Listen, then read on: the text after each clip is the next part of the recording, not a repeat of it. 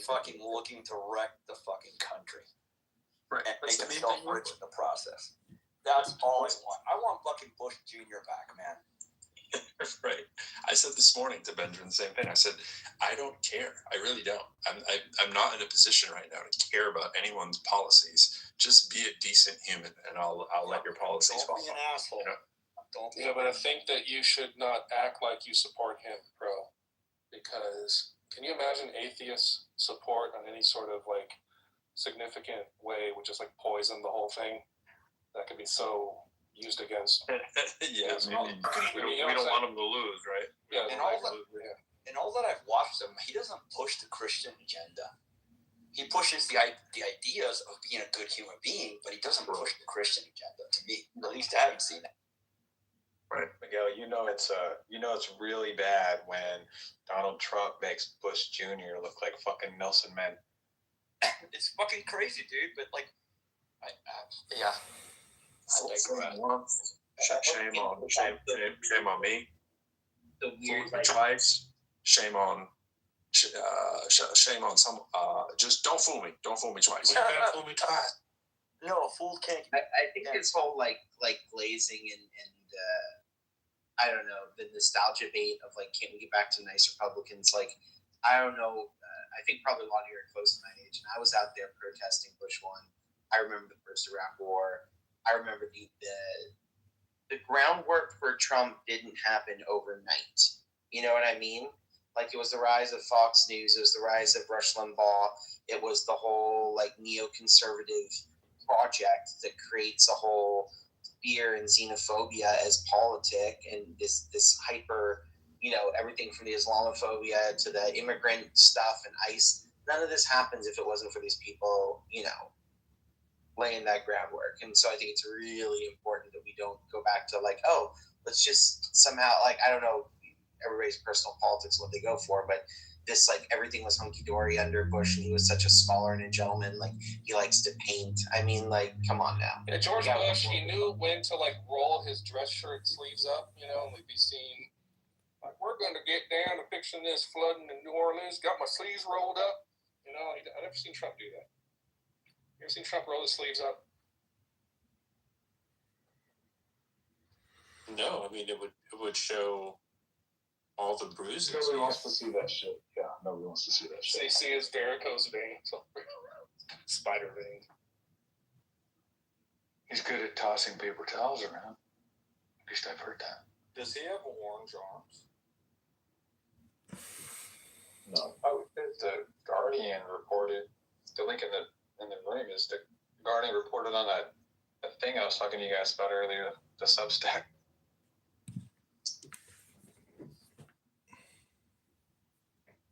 Did you hear about yesterday? He was telling somebody that his dad was born in London. Did you guys see that when he was with the German, whatever, chancellor, whatever the hell it is? The dude is a pathological liar, man.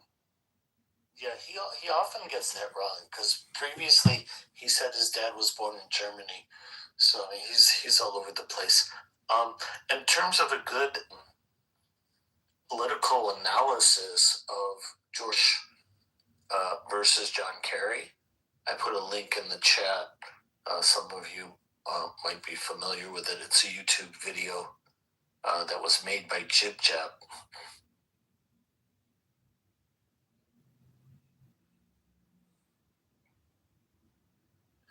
I mean, so there were certainly George W. Bush was significantly better on immigration than Trump is, right? And the sort of statesmanship was there way more than Trump, and he sort of had a better understanding of how the political system works, and sort of abided by some rules, right?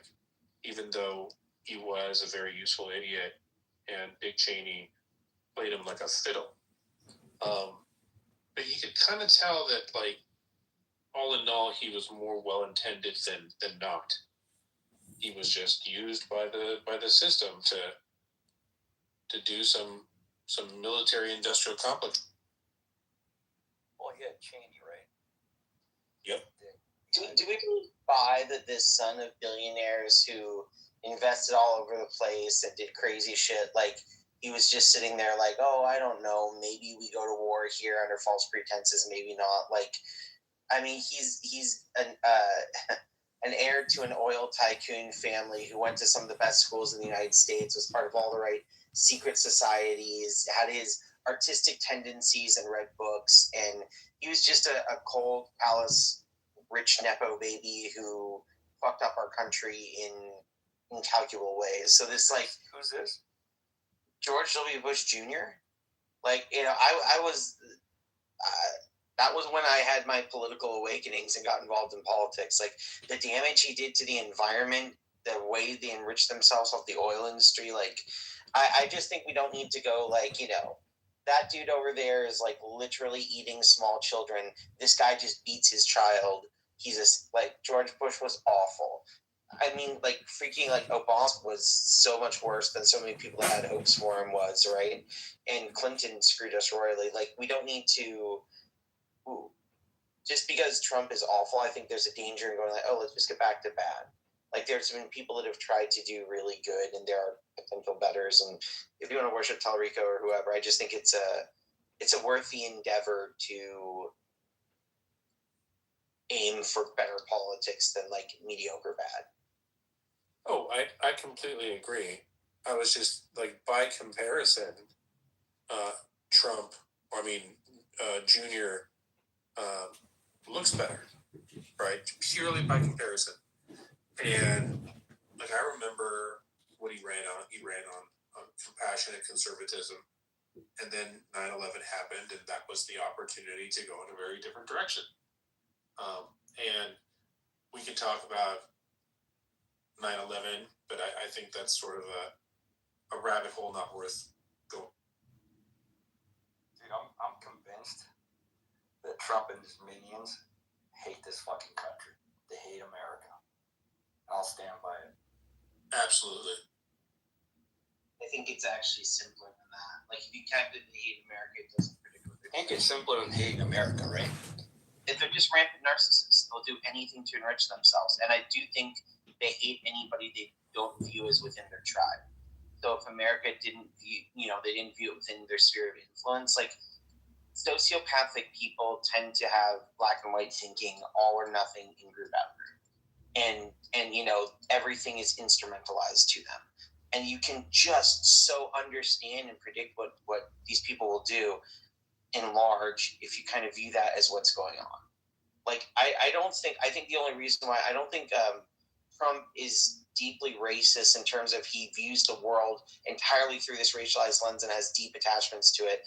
I think he's just like, black, everybody's a tool. I don't like black people. I think they're a threat because they're not like me. Like, it's kind of the classic roots of where a lot of bigotry comes from. And that's where, Trump can like his quote blacks, as I'm literally quoting him. Just like he could like his Mexicans and talk about how great his taco salad was at Mar-a-Lago. So, or wherever it was, he said that ridiculousness. Like, he's just a sociopathic narcissist that's using whatever he can. You know what, Briar?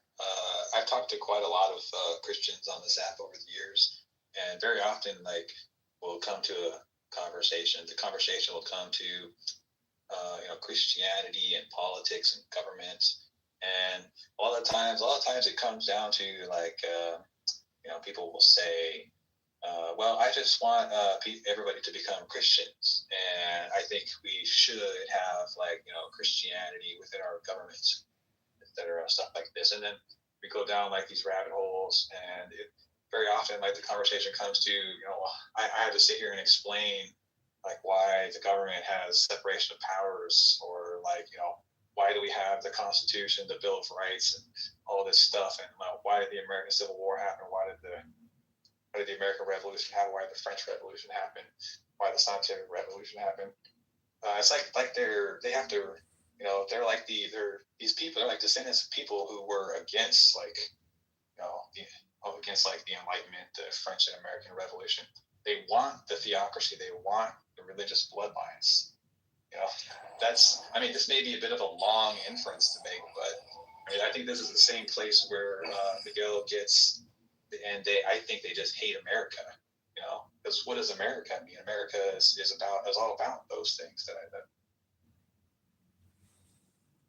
There's a paradox in America. I always think of like that Superman cartoon where it has like an American flag and talks about Superman. He's like, I'm an immigrant as well, and it's some like cheesy platitude, like anybody who talks bad about immigrants, like isn't with me. It's supposed to be some basic Superman.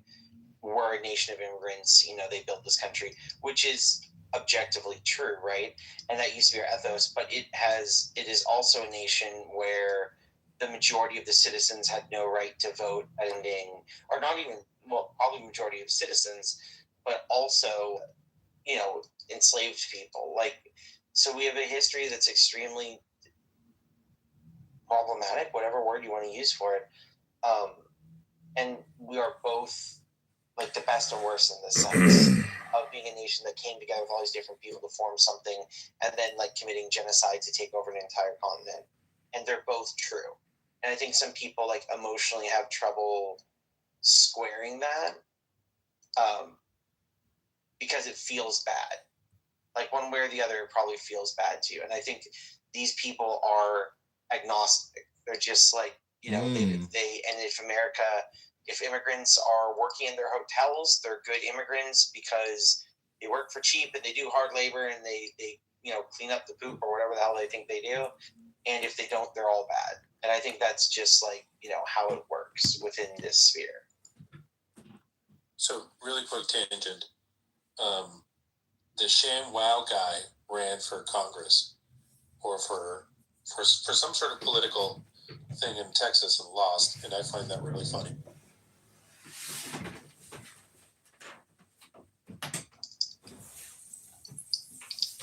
We don't know about ShamWow.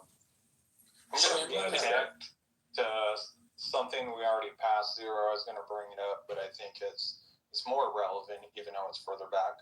We were doing the comparison between saving lives and Nazi Germany, or the rise of it.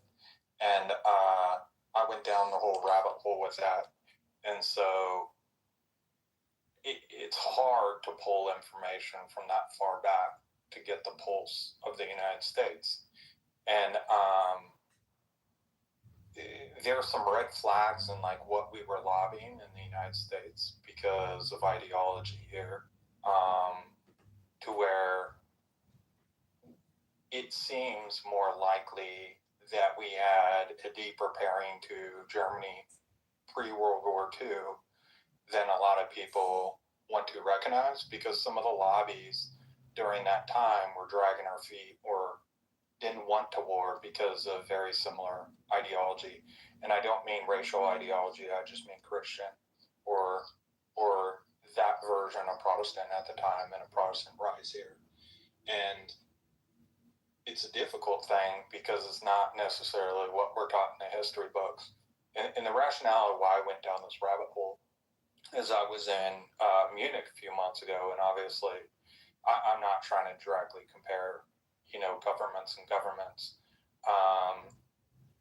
But I was at Munich before, and it really struck me a lot different this time. I was at Dachau because during the trials there, it was us, certain groups in the United States, and I think they were a minority at the time, that lobbied and then represented them with trials due to ideological bonds in the version of Christianity.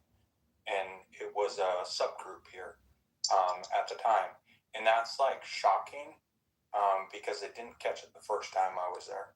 And I don't think it overlays with the majority, but that seems to be problems, as we move through in time over the last 100 years, of where we're protecting people based on ideology in different regions, not doing the right thing, and then trying to re-represent reality so they might be doing a more correct thing.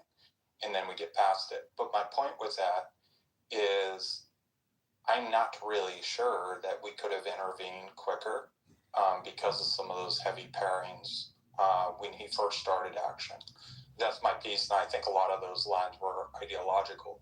And then within Germany, like there is this big, and it's moving because a lot of people talk about the philosophers, positive philosophy.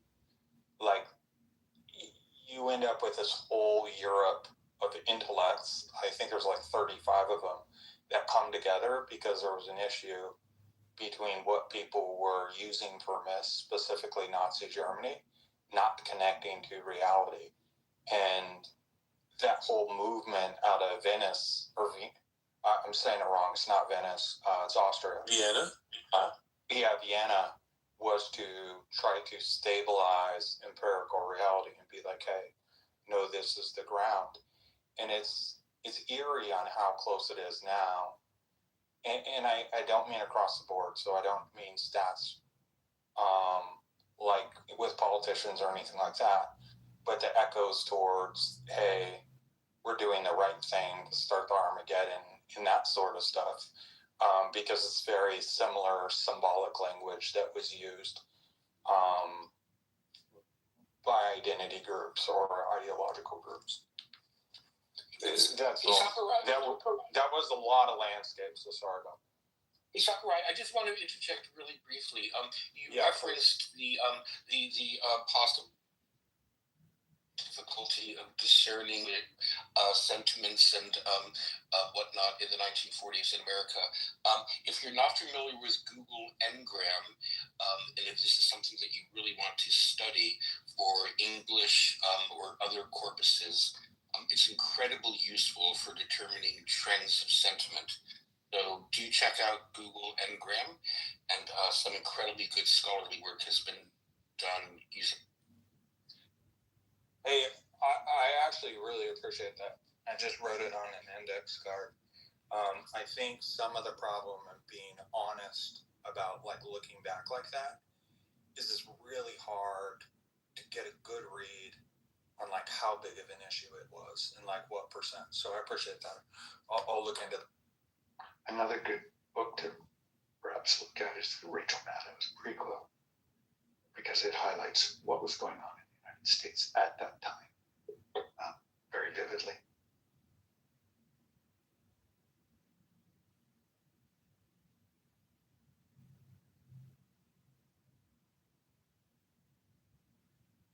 To be fair, to put it mildly, there were a lot of Americans that were extraordinarily anti-Semitic and had strong sympathies on that level with Adolf Hitler. We actually pushed back and refused relocating a number of Jewish people to the United States. We had opportunity, and I've heard estimates that could be, easily in the hundreds of thousands that died because we didn't want Jewish people here. One of the reasons why they end up on Crete after World War II and then the Middle East was most of the rest of Europe was extraordinarily anti-Semitic.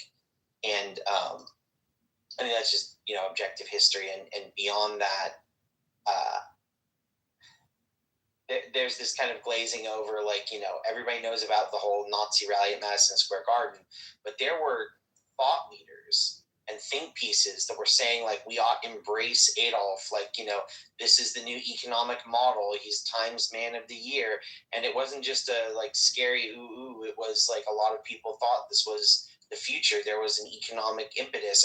People forget that until, I'm not sure if it was World War I or actually World War II, when it was we stopped requiring German to be taught in school. There was a high-minded, respect of German ideology. So, we did not jump into World War II. We limped in very begrudgingly. And there was a lot of pressure and confusion about what happened. And we still, people forget, we didn't declare war on the Nazis. Even after Pearl Harbor and everything, people kind of tell this weird story now, okay, and then we went to war with both sides. We didn't go to war until they started attacking us. We put it off until, we couldn't any longer. And I've heard all the arguments about, it was to prepare and gear up and, it was inevitable and everybody knew it. But the truth was that there was money. There were people sending over resources to Nazi Germany to try and help them develop. And during the war, there's huge groups of people that got busted trying to send resources over there. So this is a part of America that we're not comfortable with. And I'm always a fan of being honest over being comfortable. But the truth is, anti-Semitism, racism. If you check out anything and read any articles about Mein Kampf, Hitler explicitly talks about and used what we did with like Jim Crow in the South and our treatment of indigenous Americans. That was like his big inspiration idea. And these are all historical facts that you can look up. So I don't know. I think that we're not as much of the good guys as obviously we like to say often. So there's actual history, and then there's the story that the United States tells itself, and those two are very different. What do they tell themselves, Romero? United States, that we were the noble country that saved Europe, that we rose up against the Nazis and the Japanese. And weren't we trying to stay out of the war, though? We were like kind of isolationists at the time. Yeah. After World War I, we were trying to become like a neutral country. Do you know what the slogan? Do you know what the slogan was for staying out of World War II? No, yeah, it was America First. Huh. And if you want to see the Dr. Seuss has a great cartoon with a man with an American, what was it, Uncle Sam? What? And it says America First on it, and it says something like, "Don't worry, the wolf child, it hasn't come for you yet," or something. It's something really ridiculous. But Dr. Seuss was a political cartoonist before he wrote children's books, and he's got some pretty racist ones about the Japanese, but there are some really good ones criticizing the American First ideology you can look up. So, like, that's where I say this wasn't like an obscure thing. And the fact that Trump chose America First and Make America Great Again, like, he is of the age where he was exposed to all of this, just like my parents. Like, they know about this stuff. They saw it. So I think it's, I don't think these dog whistles are not all just really, really odd coincidences. Yeah, so there was a lot of resistance to the United States joining in World War II. So you mentioned many of them, the anti-Semitism, the affiliation with Germany, and there's the isolationist movement was quite strong and, described as a, quote unquote, European war. And you might remember that the MS St. Louis left Germany with 937 passengers on board, most of them being Jewish refugees that were fleeing Nazi Germany in 1939. And the ship was headed to Cuba, and then Cuba denied them entry. And so the ship turned around and headed to the United States, and then the United States refused them entry. And then eventually they had to go back. But I think the America First thing is a lot older than the 1940s. So I think Harding used it in his presidential campaigns. They used it right around World War I, and they even used it back as far back as the 1800s. So it's not nothing that it's just something that gets reused over and over again because it appeals to Americans to hear somebody wants to do something for their country. So if America is not the good guys, which country has done the most for, let's say, a couple of basic values like freedom and human flourishing for people outside its borders in the last, 500 years? Well, obviously France. But as far as the America First goes, it was used by Woodrow Wilson in his 1916 presidential campaign, and it was specifically to argue that the United States should remain neutral in World War I and avoid entanglement in European conflicts. Yeah, it was a huge loss that we had. We had a pretty big loss in World War I. It wasn't like other countries, but it was big enough that we didn't want to go into war again, and I think that was the underlying thing with that. But I could be completely wrong. But I think I'm looking now. It was used in the 1850s, by the Nativist American Party. And I don't know much about them, so I have to look into that. Yeah, do nothing. Anti-immigrant, it's always been what it's been about. They were at the time they were Italian, probably Greek, Irish.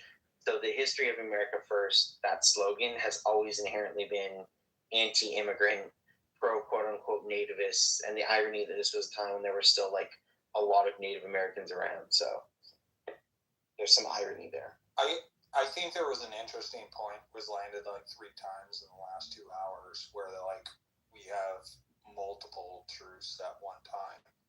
And there's something I thought about for so many years, and I can't imagine being a country sometimes outside the United States because of like how we've politically, both parties' leadership, how we flip-flop on countries. And what I mean by that is where they get their money, where the lobbyists, but where the narrative changes to where the people in a foreign country haven't changed, the government hasn't changed, but over an 8-year cycle, we'll have 2 different perspectives on that same country.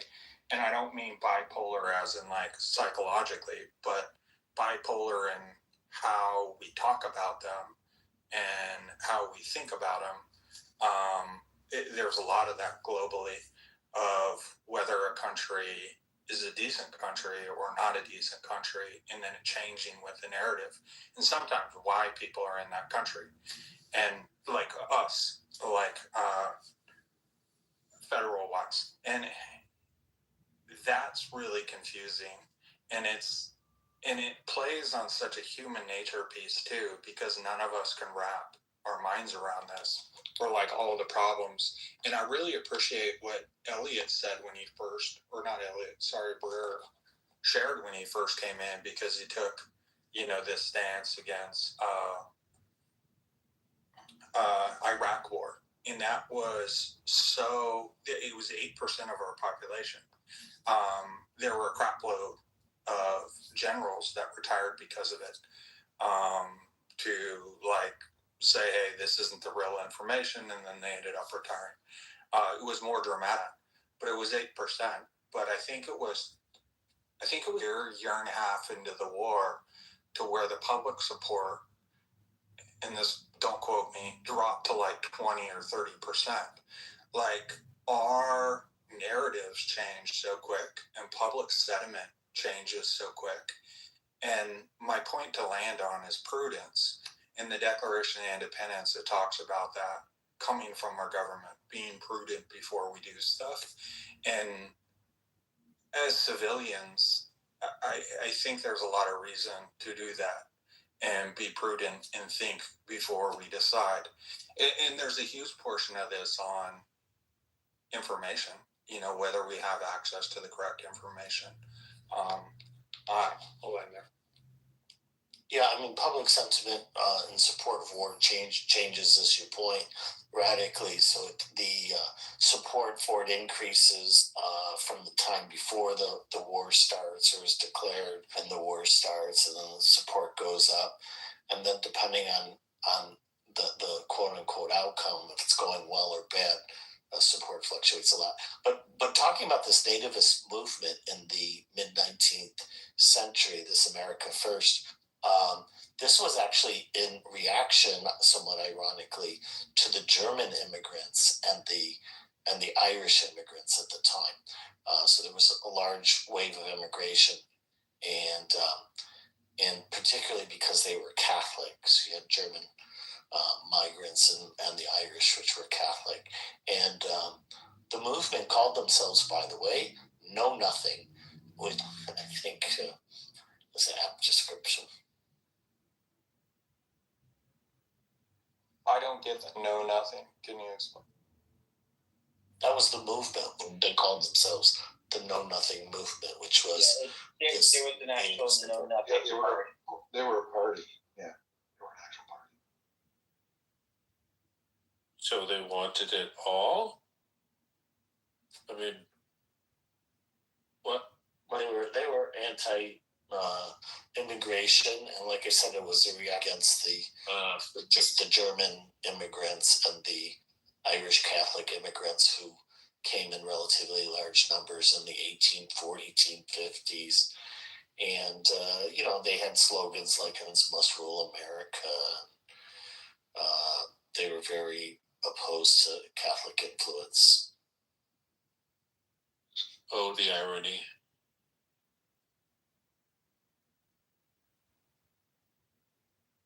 Colonizers senators complaining about immigrants. Well, there's another irony too, because they were like anti-German, and then when this movement gets sort of revived 100 years ago, they're no longer necessarily anti-German. They just switched the nationality of the immigrants that they were opposed to. Yeah, but I would like to challenge this narrative. I think there's just a more reasonable narrative, more factually rooted. Because I think there's a narrative I heard tonight repeated, really, that is something like, America does the most harm of any country. Look, in terms of contributions to mankind, the United Kingdom is a major contributor for its common law and parliamentary democracy, which was repeated all over the globe and brought all kinds of benefits to people who didn't have a legal system worth a damn. The United States, only in the last 100 years, right? But scientific and medical output is unprecedented. Freedom of navigation, people can move all around the world without fear of pirates. The Netherlands is a major contributor. But when we ask about which countries have done the most harm in the last 500 years, the United Kingdom cited for all of its colonialism and Portugal, Belgium, etc. But the Soviet Union, China, Nazi Germany are cited for their brutal dictatorships. And the United States doesn't really make this list. I'm suspicious of this Blame America First narrative that I hear. I think just a little too conveniently, a little too often, and with about as much data as John Clauser provided for his quantum entanglement claims, which is to say, nothing. Well, you didn't hear that from me. But I would say your question sort of boils down to what did the Romans ever do for us? The Romans ever do for us? My question is what... It's what a Monty Python reference. Sorry, that's my bad. But I'd like to hear where the good country is, What if it's not the United States that crossed the oceans to free Europe from a mess of its own making, largely. Just tell me who the country is that has given its blood and treasure for the benefit of mankind. I'd like to know. Who is it? Who is it? Come on, you idiots. You're telling me America's at the bottom of the heap. Why can't you tell me who's at the top? So You don't know. I don't think anybody really. No one said that it was at the bottom of the heap. Shut your mouth. It sounds to you just me don't have an like argument. it sounds to me like you're going with the most You can uncharitable render perspective silence on by a this. very simple argument. Oh my God. You should be Who was embarrassed. just You imitating gonna filibuster, Gavin? Benjamin? Who was No, I'm gonna imitating listen. Gavin? I need to It know. doesn't sound like you're fucking listening, dude, because you're over talking everybody, asshole. Yep. Yeah, and I already answered the question earlier. I think my only question is, have you taken your meds recently? Yeah, you've been in a weird fucking mood like the last 2 days. Are you well? I looked for your answer. See France. The last 2 weeks. I didn't hate France. Yeah, like it's been a while. Like he's had a bug up his ass, right? Okay. Look, I don't see any support for. I certainly no evidence for that answer. Does anybody have a different answer? No. That was an No, I think we're done talking to you, Benjamin. I think that's what you're hearing. It's not that clear, Benjamin. There is no top, but definitely we're shooting for the bottom at this point. We're shooting for some of the countries that we shit on decades ago for being horrible. We are lowering our position, but there is no top. This is not like a pyramid where you got one at the top and it grows down. It's very it's fluid, and we're actually moving downwards. We're in a decline. I don't know how else better you want it. There is no best country. The problem is the question is flawed. Countries don't operate to be like good for the rest of the world or good for other countries. They operate in their own national interests, and sometimes the result of that is good in the world, and sometimes it's bad. So you could talk about the British Empire, and I think it's very well known. All the terrible aspects of British Empire, but there was also obviously positive aspects, as you pointed it out, and I think that's the case for all empires, and that's why I made the joke about what did the Romans ever do for us. So if people are familiar with the Life of Brian, it's a scene where they're opposing the Roman Empire and they're complaining about injustices, and then they point out that the Romans did a lot of good things as well. The list is huge. Yeah, the list is huge, and that's sort of the reality. I think maybe a deeper discussion is when somebody just starts like insulting people and demanding an answer, and they don't get one, and they assume, I don't know. Like, if people behave this way, this is what the internet does to people. If somebody came over to your house and presented something that way, like, you'd never want to have them over again, and that person would end up very socially isolated. Right. And like, Wait a second, Brian. You're saying you wouldn't want to go to dinner with somebody that said to you, "Hey, give me an answer, idiot"? Yeah, so I just think it's like, and then somehow in this current political climate, we present that as like, oh, I owned you because you didn't answer on that time. The premise and everything, it's just, probably smarter to not engage. But to other people's point about like radical self-interest, countries, there's a really difficult philosophical question if you want to answer that honestly, in terms of like, is there ever an altruistic act? And you have to look at the self and what is our goals and what do we want, and some deep level of desire and humanity and our core instincts.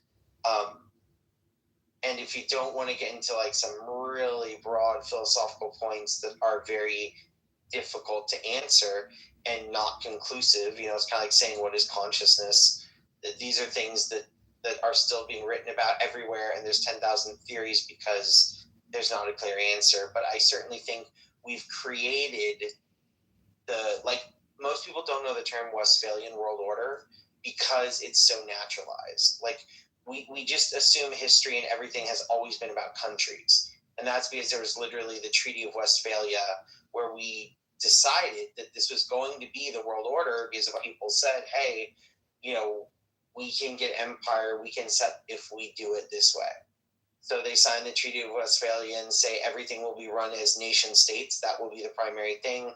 Nation states will basically only deal with other nation states. Now here are the nation states and are on a map. And now we'll pick who's the leader of some, and we'll get power and negotiate based off their status. And it's just kind of hard, right, from a modern perspective to picture that. But Bia was, here's how we compete with each other. Here's how we will chop people up. And here's when we go to war or do trade or try and get something from somebody else. Here's the rules. And I think that's like basically what's what you see when you look globally is that there's just, I don't know. It's just so we've set up the world where we're always competing and trying to dominate, but it doesn't always work that way. And we're getting leaders and systems that encourage that, and we don't have to. Well, and I think it's just good to recognize that's a choice. No, I think it's well said. I think, Benjamin, I think you might be hearing this upside down, or like if you're getting that from me, or like I'm embarrassed of our leadership, like incredibly embarrassed. I was really lucky in the positions I was in the military, and there were incredibly inspiring leaders, like all the way up the fucking ranks for me. Like, looking back at that, I don't recognize our national leaders, and I'm confused, like, why the bar is so low. Like, they exist in our ranks. They're in completely different lines of service, and we're dropping the bar. That's my opinion. I'll throw rocks at all the leaders that can't be honest. Like in my line of work, people tackle aren't honest. And when civilians talk about, oh, this is that politicians lie, it's what they do, like bull fucking shit. If they haven't developed their character in the time it took for them to walk into an office, any of them, like our kids deserve better. Like the next generation behind us deserves better. These people exist in the United States. I think we've done amazing shit in the world for hundreds of years. Looking at history, and we've done a lot of bad shit too. But the question isn't who's the best, who isn't. We have the ability to set a incredibly fucking high bar for the rest of the world. The amount of international laws and systems that we built to prevent exactly what we're doing right now is through the fucking roof. But the embarrassment is we're breaking the fucking laws. And like the personal piece to this, now I don't mean to get too emotional, is man, I live these fucking international laws my entire life. Now we have a government breaking these laws. I would go to fucking prison for this shit at my little individual level, and so would my dudes. And so if we can't hold our national leaders accountable for upholding fucking national laws, upholding international laws, we as civilians are all failing. And I don't know what the problem is, and I don't mean to accuse you guys, but like maybe we should be teaching the Declaration of Independence, first grade, second grade, third grade, like all the way the fuck through, so people know what their rights are and they know the basics of the Constitution. So when they're our age, they're not arguing about what their opinion is. And I don't mean that in here. You guys are incredibly fucking educated. But they know where the standard is. They know where the bar is. And they can shape their character to that. And when they open their mouths, they can make sure that they are advocating for other Americans' rights that don't have to advocate for themselves or have so much instability in life they haven't thought through their positions. Like, I'm embarrassed, man. Like, I'm incredibly fucking embarrassed. When people talk on TV, it's fucking embarrassing. Like, our kids fucking deserve better, and I'm being a little fucking dramatic in this, but like that's one of the hardest things. And Benjamin, like, I think you angled this at me, and I don't mean to share my life experience, so it's angled at me. It's kind of a recognition of serving with people that are incredibly fucking courageous, incredibly fucking loyal, incredibly driven. So that's all they do and all they fucking do in life. And then we end up in a culture, and it's not everybody, but it's people that don't know, like, the standard that some people hold. And like my piece about leaders getting in the military, if that's done selectively, these are probably holding incredibly fucking high standards that are risky for our policy to keep moving forward with them in their positions. That is incredibly concerning to me when you have these dudes that have been in it for 25 years, 30 years, 35 years. And I'm going to land with this other point because, like, this is a mistake I see some people make, and I know fucking probably going to beat me up, but some of the fucking leadership, Pentagon, they're not there by accident. They fucking own the respect everybody under them. They didn't get there accidentally. Would fucking die for those dudes because who they are as leaders. And that bond is really, really fucking deep because it's not political. It's not religious. It's people know who that dude is because he led so great. And we know in the ranks because we talk to each other. And to go all the way to your point, with the civil talk that we did before, that's the real danger. When people hit the bar to where enough's enough, when those dog whistles are called, people are gonna fucking answer to them, and that is an incredibly dangerous position for us to be in if we continue to slide. But the positive side is if somehow we fucking come out of this, I don't think these mistakes will ever be made again. I think our kids will see what right didn't look like and probably do a better job than the rest of us. And I hope that future happens. I'm getting so pumped. I don't know that I'm that hopeful, but I did That just was very want to nice, clarify That was very well said, Zach. that my frustrations Benjamin, are not. don't you want the that- group to give feedback to one of the speakers? I do, but I How think he Benjamin was. listened to him. Benjamin, it was There very was- nice the what you answer. said. He was directing most of that at me, and I just wanted to point out that my earlier Are you frustration sure? was not at Zafari. It was at Oh. this view. I think I would just say it's this view that we could just call Blame America First. I think the Blame America First crowd often falls short because they can't explain what country they think is really failing it, so we can look at them. Tell you right now, every other country it's- does better than we do. With It's a more couple. So it's both, right? Where there are aspects of the United States that are amazing, that are wonderful, and Like then what? I agree, Romero, but let's be precise. Like, what's the public education, public policing, public firefighting, the allocation of taxes to social and infrastructure Freedom. projects, the concept of liberty, whether the execution is a little bit different, but that's the bipolar nature of countries and governments. Yes, there are things that the United States has done that have been amazing. There are technological advancements that happened here, but they would have happened in Germany or somewhere else, right? So that's you can't just be like, oh, America invented this, therefore that's why we're so amazing.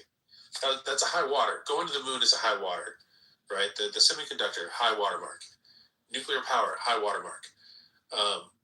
But these technological advancements were inevitable, right? We just happened to get to some first. In terms of like vaccinations, I think vaccinations is something that the United States did beautifully. But then you go back to the beginning and you have the sort of the founding fathers making these really wonderful poetic statements about people, all people being equal, all except men? for the blacks. Some Yeah, men. all men being equal except for the women and the children and the blacks and the browns and the yellows and whoever else. They're not human. They don't deserve same basic rights. And then we have several years of chattel slavery happening in the United States. And then you have the fallout of that slavery for literally that's still affecting us today. So so if you want a sort of global ranking of top countries, you could say, well, okay, there's a whole series of countries that seem to do pretty good by their people and seem to cause less harm currently, right? But all the major European countries have caused harm at one point or another, and it's the nature of empire. It's the nature of country, right? That it's only about the people that live there, and everybody else can fuck off. And even then, it's not everybody who lives there, right? There are chosen people that are part of a social class or an economic class that get treated better than others. So like this whole like myopic black and white. Well, if you're pointing out the wrong things that America has, that means you hate it, and that means that there must be another country that's better. It's like, no, I mean, most countries are relativistically the same or similar, right? They have some virtues, they have some bad things, but we have been doing a lot of bad in the last 40, 50 years, and our entire history is marked with some pretty evil shit, on top of also being marked with some really noble, amazing things.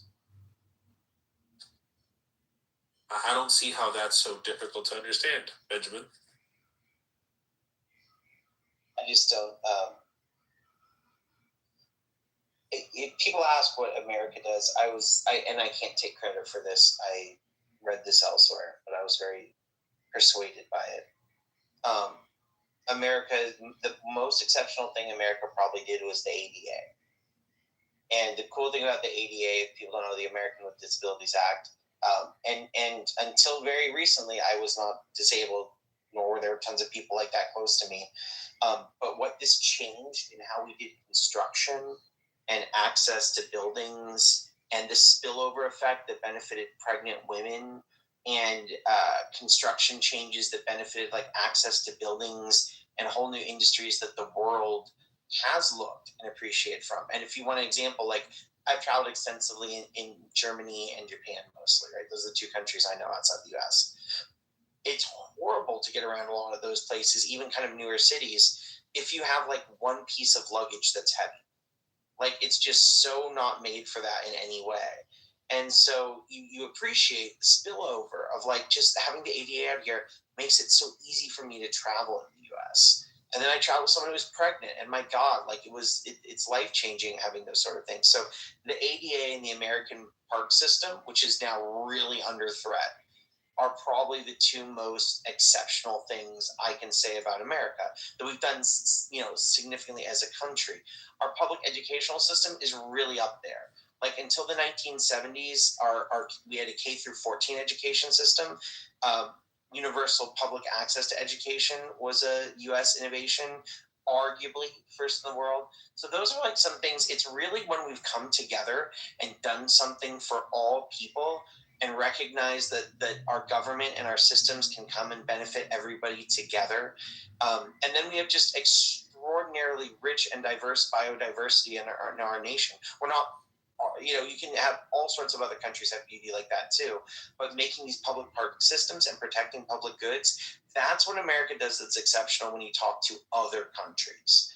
Not just on paper what we say, not just this, that, or the other. I mean, we are the richest and we have the most military bases. So, and at other points in time, there's been other incredibly rich and powerful empires and military bases. I don't know if anybody knows throughout history who the richest man in the world is, but most people can't say his name, even though he eclipsed like everybody else who's ever existed. So, like those things. Yeah, the Muslim guy that gave a bunch of gold away. Yeah. And so like that's the history of I think the United States. What's been exceptional is we figured out at various points that our collective resources are valuable and looking out for everybody is good. And then we constantly go against that. And that's what's very, very difficult is like we don't seem to have deeply internalized that lesson. And I think both those are obviously true. It's not even hard. You don't have to do mental gymnastics to say like somebody can do really cool stuff and awful things. Like I love the Red Hot Chili Peppers. Fucking love them every time their songs go on. But like their lead singer, like writing an autobiography and talking about his pedophilic tendencies towards a 12, 13, 14-year-old child, like, and why, and it's just like creepy. Like he's a total creep. Good music from the band he's in. So I think we're coming to that whole artist and their work. And I think the other thing is like something I took away from some students I taught, which changed the way I view the world. And I think it's a better way of viewing the world is quit having heroes appreciate things that were done. So I don't like love the US because they passed the ADA. I love the ADA. That's a really cool thing. I like people that stop wars. That's a really cool thing. Instead of trying to worship a person or a place. And I think like that solves a lot of global issues and a lot of tribalism and other things if you start to look more at the actions. And of course, people, it's not to excuse anything, not being blind to it, but these are the cool stuff. I think that we've done a lot of amazing stuff. I remember '99 for the cholera outbreak in Mozambique. We went down there and arguably saved lives. Also around the same time, the Kurdish region, when the Kurds were freaking isolated and basically kicked out by every country, we went out there and did. We were basically doctors for them. And I don't think many people heard about those things. And we do that over and over again. We've done it many times, and it doesn't make the news because it's not convenient, I guess.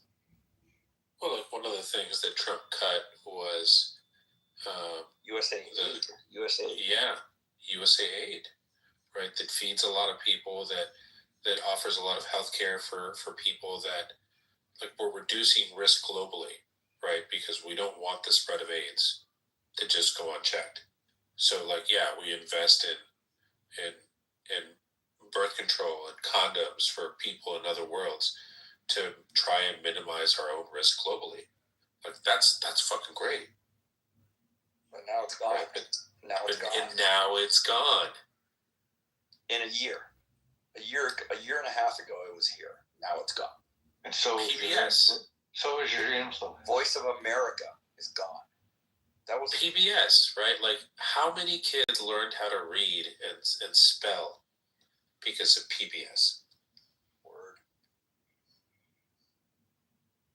But we got to privatize it, right? Because if we can't nickel and dime a person, then they're not worth it. Well, actually, I think they killed PBS due to political reasons, didn't they? Kind of, in a way. Or am I wrong to think that? No, you're right. It's political, but You're right. Yeah, you're right. but they've been wanting to target PBS for decades because of the education that it offers the public. Right? Education is also a weapon in the United States. Who gets access to it is very much entrenched in class and rate.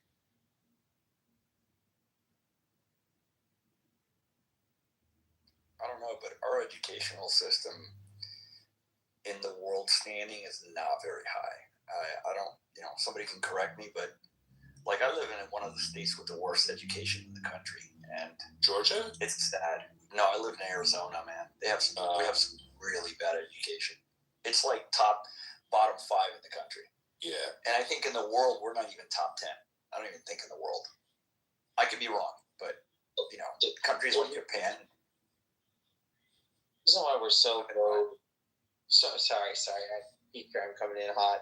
The reason why we're so low is that and this goes back to like racism and entitlement in America first. So we decided that, and by we I mean it's a decision the U.S. government decided that they didn't want to. There was so much objection to having black kids go to school with white kids and sharing resources, and there was so much understanding, like you mentioned, that education is profoundly powerful. But there was a collective decision made that we really shouldn't be funding this nationally. At the same time, we had this history that we couldn't on paper abandon of saying, well, everybody gets an education. What if you live in a poor area, they can't afford it? So what we functionally did is we said, okay, well, education is a local issue. And this is one of the great ways that people don't understand they're being grifted on. Like, the biggest objective by numbers group that suffers because of this is rural Southern white people. And what we do is we fund education locally. So if you look like the area where I live, like I grew up, born and raised in California, one of the few natives in the Bay Area. Dad was construction, stuff like that, but I was born here. And so if you look at like the quality of education for the average school out here, it's among, depending on the district, we're in the top few in the world. In some cases, we're like pushing the best in the world. But if you actually look nationally, we're horrible. And that's what funding things locally does. Like, the rich communities that understand they can invest in this, and it's a vital resource, they do it. Like, people have no idea how fiscally conservative most of California is. Like, it puts Texas to shame. But they understand this is a good investment both for children, property values, and everything else. So they dump money into education out here left and right locally. So you can drive 3 miles and go from a school that would be ranked in the top 1% of the planet, and drive like 2 or 3 miles and hit a different like zip code. All of a sudden that school system would be in like the bottom 5% of developed nations. Like, the kids functionally are 70-80% illiterate, and it's a 40-50% graduation rate. And the school next to it, literally sends 7 to 8 kids to Harvard, Stanford, and the Ivies every year. And the other school, I think once in the past 20 years, sent a kid to an Ivy League school, and there was a whole literal rally because some kid got into Harvard from their school. So that's the kind of disparity we have, and we've embraced exceptionalism. And if you look at all the top performing educational systems, famously like Singapore, Finland, China, others, and China's not in the top for this reason, because they won't fully embrace it. They've pushed equity over exceptionalism. So they've said, like, we want all students to do well. It's the same reason, if you want to see it, the best example of this is Norway. Like, Norway completely rejects any sort of like private elite training for most sports. And they have these huge public sport programs where nobody decides what they have to do. They all participate. And from having this huge egalitarian, like every kid try out these sports and don't have to commit and just expose it. Look at how well they did in the Winter Olympics and every Winter Olympics. Like, they're 1 or 2 in every Olympics, and they have 5 million people.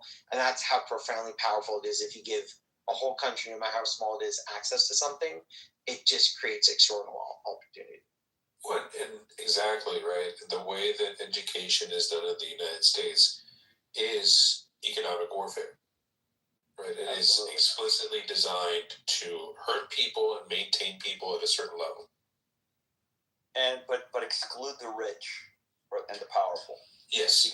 They can afford to send their kids to a good school, especially in Arizona.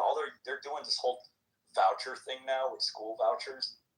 And they're gutting the public school system. You know, they've got, what is it, American Leadership Academy is setting up all over the state. I don't know where they've actually sprouted to, but that's a dangerous precedent that they're setting.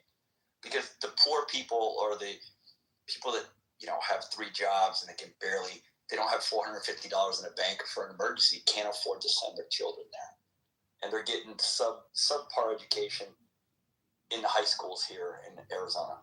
At least where I live, they are.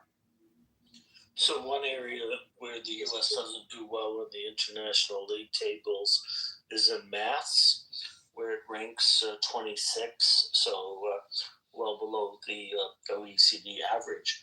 But on the other hand, they do very well in reading, where they're ranked 6th. Where are they? New. I'm surprised we're 6th. Very surprised. I don't know if that's only among English-speaking nations or something like that, because, our literacy rates have been tanking, and they're not. Yeah. They never were really solid. Maybe something's changed. Maybe that survey's looking in a certain way, so just put that with a grain of salt. But last I looked, I think we were about 12 to 15 for reading. Math, we were going down. We don't get ranked in science. Because it's so atrocious, like, compared to almost any other country. In fact, multiple school districts don't even have, like, requirements for science. Kids get it, like, once a week in the younger ages. But, yeah, like, if you look at a lot of other standings, we're pretty abysmal. And there's a reason why the U.S. doesn't really analyze its science performance as much. And yet, if you go to a high-performing school district, you bet your ass off they are. And that's part of that, like you kind of mentioned, like, class warfare. Yeah. It's like, the question I got for you, Briar, is, are they? Yeah, Americans are dumb as fuck.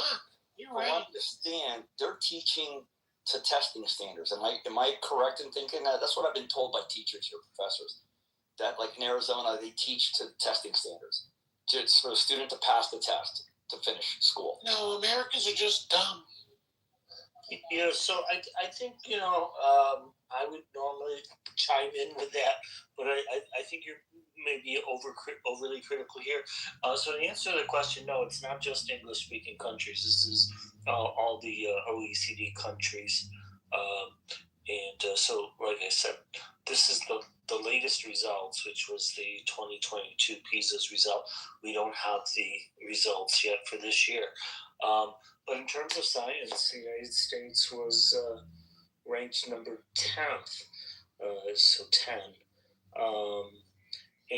I see some of the raw score drops, but the rankings went up. So, for what it's worth. Yeah, they're real dumb. But Briar, you were looking. Hold on. Yeah, Miguel, I'll let you know in a second. But I'm looking at, like, literacy rates, and I'm down to, like, 50th, and I haven't come across the U.S. yet. Yeah, they're dumb as fuck. We're down about different. Hold on, I gotta. Yeah, it might be testing rates or something, but But to be fair, like, literacy rates, like, the tops are pushing 100, whereas we're at, like, 98 or 97%. So you have to also look at, like, grade level performance and some other things. So I have to put that on an asterisk. I have to check where we're at. I haven't checked this in about 5 or 10 years. But Go ahead and that's what we're chat. talking about. That's what I'm trying to tell you. Yeah, let him chat, and then you'll find out they're dumb as fuck. Americans are dumb. Does somebody want to? The world isn't so bad. And that's in reading. Jesus. Anyway, Miguel, the teaching to the test phenomenon is very real.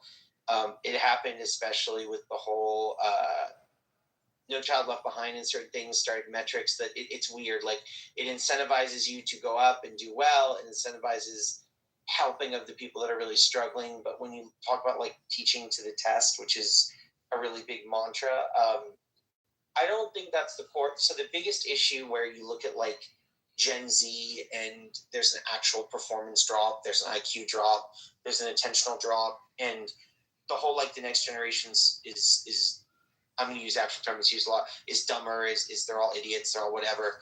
That's usually really overblown, uninformed, and not true. However, it now is. It's demonstrably true that Gen Z is really suffering, and every previous generation had been going the other direction, like longitudinally. And what's changed is the U.S. Started dumping tech in every classroom. Tech companies said, like, you need to make them tech literate, so give them iPads, give them this, give them that. And so we started moving away from, like, the things that tended to work, experiential learning, collaboration in the classroom, critical thinking and engagement on real world issues, nonfiction reading, like all those things we started to dump. And so I think that's what took the hit. That's one of the big ways we took a hit. Another really big way we took a hit was I think we started a long-term trend of this kind of hostility towards education and like worshiping Ludditism and demonization of knowledge made it such that education was more a political endeavor than and arguably, like somebody said before, arguably it always was. So that's completely a fair point. But it becomes more of a political endeavor, and there's this worshiping of ignorance as a virtue. And that changes the way schools are built and like how they treat kids, So I think that I've made big impacts. The teaching to the test things is a result of saying that test scores and standardization is the answer. And most of this comes out of the privatization of education and wanting to have these big educational firms. Like education improves when you have teachers, education schools, those people on the ground saying what's working, what's not, really studying it. Education usually like falls off a cliff when we're worried about like making it exclusive and exceptional and letting some fall behind, or we're using private companies that want to make money. And those private companies, like if you could solve all of educational problems, then you'd do it in 5 years and your company would be out of business. So it's no coincidence that these giant companies want to sell long-term products that always take time, or a standardized test will solve everything. You look at the billions of dollars spent on standardized testing, and that is not, like, that's not the thing Finland is working on, is improving their standardized testing. Well, there's also the extremely obvious, right? That like we're heavy metal poisoned in the United States. We're pesticide poisoned in the United States. We're also undernourished in a lot of parts of the United States. And we have microplastics in our balls and brain tissue. So like, and the processed meat phenomena that is very much an American thing, right? You combine all of those vectors and you end up almost with like a perfect storm of fuckery. Wait, you think the kids in the Philippines are running out in some kind of pristine, organic environment? I don't think we're talking about the Florida. I don't think we're talking about the Philippines. We're talking about America, man. So like, No, I understand. Look at other European countries, Benjamin. Just look at other countries that sort of mimic our sort of economic status, right? They have healthier food, right? Like people in Europe eat healthier food. You think Italians eat healthier food? Have you seen Italian food? Have you seen Italian food? Because literally, Honestly, dude, what is up with you tonight, dude? I haven't seen Italian food. People on Earth are from Sicily, dude. Aryans. It's like, Benjamin, what are you talking about? Yeah, people Benjamin, in Italy honestly. don't fucking eat Olive Garden. Like, what the fuck? Yeah. Like why? What's up with this fuckery, dude? Like, what happened? Did someone hurt you today? What's going on? Well, he's a cloud of gloom. I don't think that's a fair criticism. So I pinned. I did pin a research. I know you guys don't understand data much, and nobody's offered to back up anything you're saying, but I did. So I'll show you how it's done. I pinned a paper at the top of the room. This is U.S. spending. Learn how to back up your data. This is U.S. spending. Now, what I found interesting is the United States spends more than most countries, way over the top. There's like 3 countries in the top per pupil. So it seems to me the problem is not that America is being stingy in terms of the money that it spends per pupil, but rather that it is just terribly wasteful. You know that's not distributed equally, right, Benjamin? I appreciate that there are countries that distribute it more equally, but nonetheless, even in places that where there's less money per student, it's still well within the range of funding per student for all the countries. Malnourished kids don't do well in school, Benji. So I'm wondering what is the efficiency problem, the cost effectiveness problem? So Romero, just to like your points are well taken, you know what I mean? But if you look at like lead piping, there are other countries that are much worse than the United States, and lead poisoning is 100,000% a significant factor in neurological development, especially prefrontal cortex, pre-25, particularly like 1 to 7, right? But there are countries with worse that can do kind of that doesn't seem to be the controlling variable. In terms of Gen Z doing worse, it does seem to be technology. And like we can even do micro studies that say like schools that adopt high use of tech, especially when it's like broadly and they drop the more experiential interactive learning, tend to do worse. Also, like kids that are on social media more perform worse than kids in areas that have lead-based pipes. This could all be attributed to parenting, right, Briar? It's part parenting, but even schools are embracing it. And like, I mean, here's the thing. Like, this is one of the things I think that America we believe so much in exceptionalism that we reject data. So like, we're so into exceptionalism. It's like, oh look, this poor person made money. Being poor doesn't hold you back at all. This like minority did really well. We had a black president, racism solved. Like there's this myth that overwhelming statistical data doesn't teach you anything because you can find an isolated example of the opposite. And this myth of exceptionalism keeps us from looking at like the realities of what's going on. The Gen Z phenomenon is globally. And it's not equal in every nation. It's among highly developed nations. And what really changes, there's like good studies on this, is literal social media. So take like some of the interaction happen in this room. People that are on social media more have actual cognitive deficit. Social media, like our government is using social media for communication. Businesses are on social media. Our jobs, we're expected to engage often with social media. And the type of quick scroll attention, like the number of adults that read books in the US is at an all-time low. The type of music and media we consume, the rapid dopamine rewards, like smoking's down, drinking's down. To Romero's point, actually lead toxin rates are way lower now than before. Microplastic up. So I guess there's some argument you could say about like we really don't know. That's why everybody's freaking out recently about microplastics. We really just didn't deeply get it. But the honest truth is, I think right now, like the easy thing is like it gets talked about so much, it's become a meme and it's lost its potency. But the type of online world and economic system and motivational system we have is harmful to human brains in the same way that the only diet that has consistently been shown to tank life expectancy is the highly processed food Western diet. And the United States exported that all over the world. And every country that adopts that type of diet does worse. In the same way, the hyper-consumerist, rapid online dopamine hit mindscape or mediascape, I guess you could say, seems to be just toxic to the human brain. And if you look at all the data that's coming out, people aren't having a like E theory. This seems to be the thing that's hurting. I totally agree, Briar. I remember going late 80s, early 90s to Germany, and the people looked completely different than they look now. I went last summer, and Western food has completely, made them fat.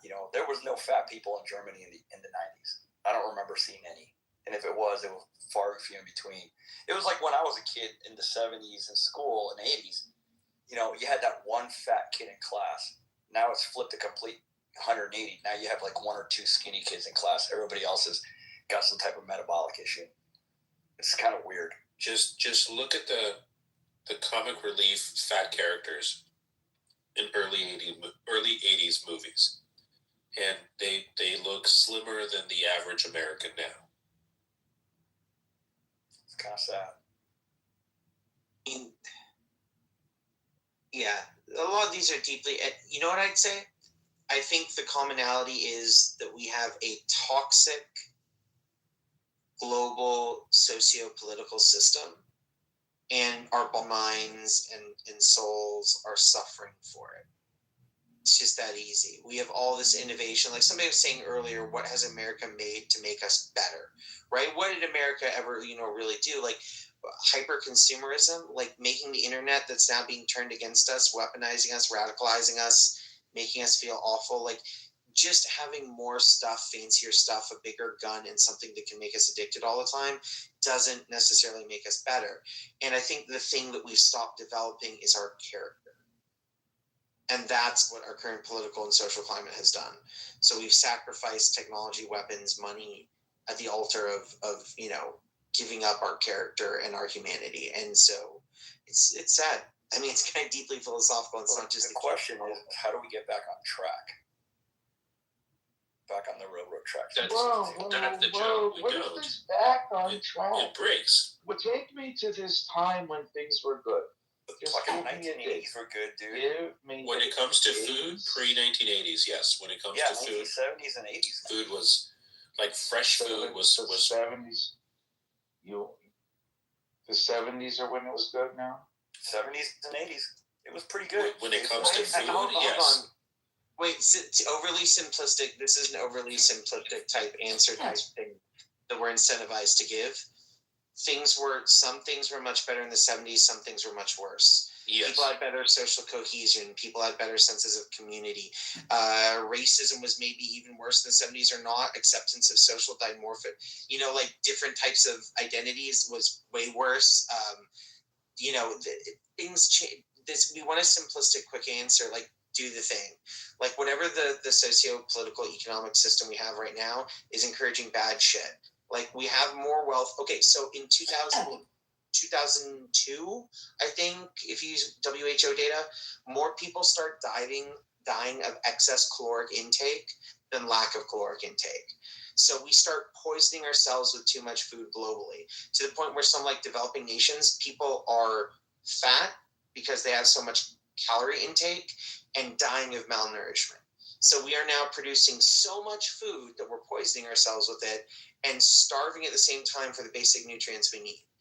And we have more technology and we're less informed in a lot of ways. People don't understand, like, they're less exposed to high culture and art. They travel less. Their bodies are physically less healthier. So there are lots of metrics that are lower. At the same time, we have more connection. We have more technology. We have more widgets than ever before. So, like, I think people want this simplistic answer, like, give me the error, show me what's wrong. Like, that's the thing that's wrong.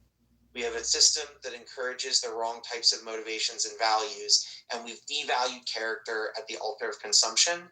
And worshiping consumption and consumerism is literally poisoning us in our body, mind, and soul. What's your best example of the loss of character that we used to have? Take a look when at, did we have it? Sure. Take a look at any current political climate. Right now, there is the quote post-truth, hyper-reality, postmodern leaders that don't need to embrace truth or value or anything. They don't even embrace lying. If you want to read a great article, read Frank, for But Brian, example. haven't our society's been dominated by religions for all history, and aren't religions fucking post-truth? So Benjamin, I think this is a great example where if you look at, I know it's a talking point I like to go to. Right now, there are some religions that did amazing jobs of creating social cohesion, improving people's subjective sense of well-being, encouraging healthy diets. I mean, you want to get a weird example? The Seventh-day Advents. Like, I'm not religious at all, but Seventh-day Advents, very healthy, live a predominantly vegetarian/pescatarian diet, encourage social cohesion. You look at like, oh my God, the Amish. Like, there's all sorts of talk about the Amish. But all of that is contains all sorts of toxicity. Like, but Brian, you have to admit that the Seventh-day Adventists are engaged in a post-truth and veggie reality. cuts are highly processed. I mean, you don't want me to go reading you some of the weird ass stuff they believe. So Benjamin, I don't know if everybody here wants to have I know there's 18,000. I just want to shit on religion rooms. Jump in them, go for it. No. But I don't think that if you look at America right now, like, it's not like the decrease in religion in America has increased right now social acceptance, educational levels, lower BMI, increased life expectancy. You don't think social acceptance is high? Because I feel like acceptance movements are really quite. No. There are islands. Sure. And it's the same islands. My child's generation is so Don't tell them about Oregon. Anybody that they would reject. Well, I gotta finish a thought from earlier. So when it comes to food, there literally is in the 1990s a time period where petrochemical companies started buying food companies, right? So there is literally a point in time where you see things go from good, decent, okay, starting to get a little out of control. Holy shit, there's shit ton of chemistry in the food now, right? So, like, if I could go back, don't you have to compare that to the organic food movement simultaneously creating? You're not a farmer, are you? So sure. Have you done a lot of big agro projects? Regenerative agriculture is the shiz. I grew up on a farm. I raised chickens. I collected eggs. So you know the dirty secret about organic, right? I know that organic is 7 letters and not much more. It's marketing, yeah. They still use pesticides. They just move things around and put a label on it, and it's organic. Okay, a little more technical, Romero. It depends on the individual product and category. So if you buy a processed food and it says organic, I think it's only like 13% needs to be organic at all. Whereas if you buy organic produce, depending a little bit on state, but mostly federal, because most of this is there are actually some regulations around what they use. You're right that they can. There's loose standards on what they do and the type of testing to get certified as organic. Like in California, it's hard. I'm friends with a lot of farmers. I really, if anybody knows me around here, every weekend go to 3 to 4 farmers market, all my shopping. I've become close friends with them that grew up in a small farm town. And like, to get certified organic is hard. It takes a lot of work. No, you do not get to use, commercial pesticides except for very specific ones that are arguably more sustainable. And at the same time, the nutritional, like when the food hits the shelf and stuff like that, there's good data that sometimes organic is beneficial, sometimes it's not. Glyphosate is probably shitty for us. Whether it's as shitty or not as shitty as other stuff is debatable. But yeah, I grew up in a farm in Mexico, right? And like, organic is not universal. There's not like a standardized, you're organic here and you're not organic here. And so produce from different parts of the world, different regions of the United States are going to say organic, right? But what counts in this state or this country in California are going to be potentially wildly different. Well, just to kind of like, I don't know, put a button on it or whatever, I think that the thing that really hurts us is the highly processed Western diet pioneered by the United States. There is copious amounts of data that you'll never move away from, that what we eat and highly processed food is bad for you. Like, there's a simple rule. I think it's like, in general, if there's more than 10 ingredients, it's probably very unhealthy for you. If there's more than 7, it's usually bad for you, right? You know, so I know one of the advice a lot of nutritionists will now say is, if there's more than 3 ingredients, try not to eat it, right? And if you can't understand and simply pronounce everything, you know, don't eat it. If it has a shelf life of months and it's not pickled, you know, or preserved like a jam or something. Right. Yeah, like don't exactly, yeah, like don't eat it. And most of us don't do that. And also, like, you know, there's overwhelming data. People keep trying, the whole maha and all this shit is so much crap. There's overwhelming data that you can eat an almost carnivore-based diet and be okay. But if you want to live and thrive and maximize the health of your body, overwhelmingly eating a lot of fresh plants and vegetables is the key. And you know what cultures realize that? Fucking almost all of them that had access to fruits and vegetables.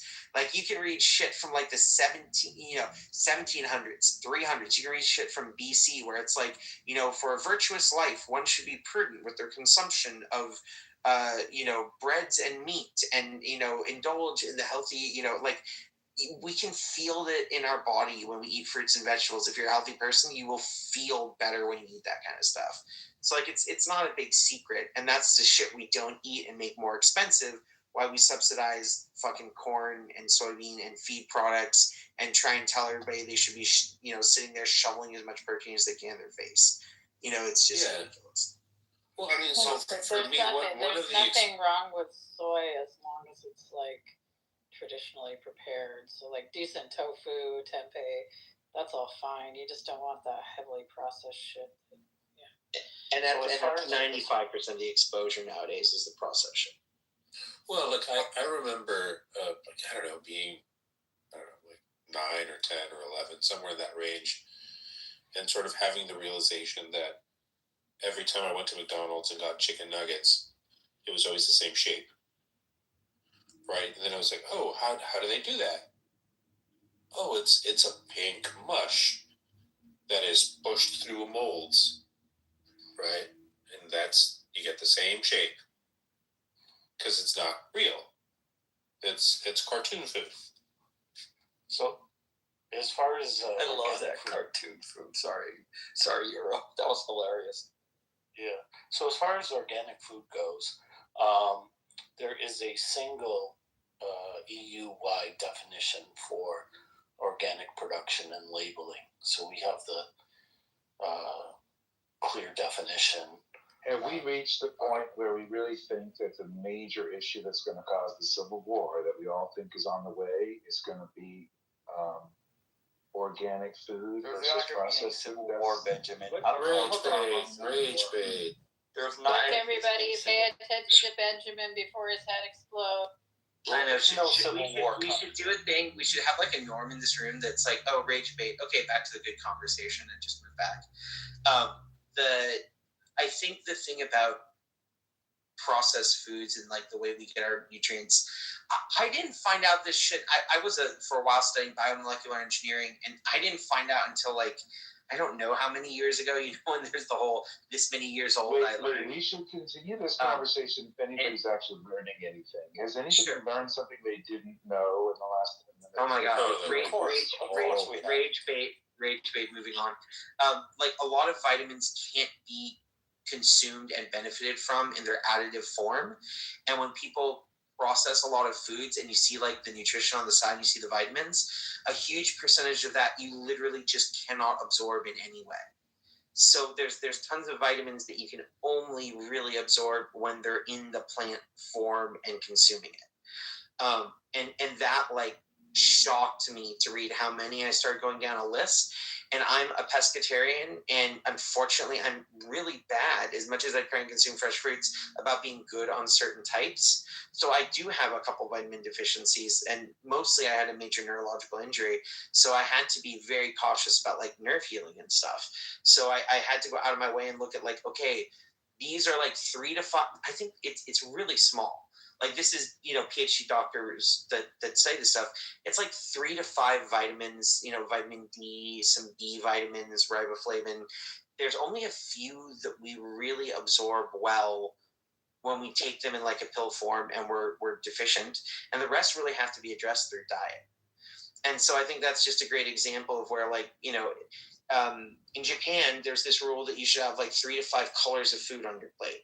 And basically the color came from plant. So you were encouraged to eat 3 to 5 plants. In a lot of different countries, like in Germany, there's this word like it's morning bread and the evening meal. Like in the olden days, it was like eat the plants in the evening. In Spain, they used to say like one meal should always consist of a vegetable soup. And some of the stuff is so antiquated, people have never even heard of it. It's like of course out the door now. Like in Japan now, this will blow your mind. They eat more wheat per capita now and more bread than rice. And now they've always had certain issues, but they're having just flying through the roof on colorectal cancer and a few other strokes and different things because they're switching to this wheat bread based diet that they, despite high rice intake, they hadn't figured out how to eat rice with different things and be healthy. So I think there is this just like, in the same way that humans evolved opposable thumbs, I think cultures evolved healthy diets.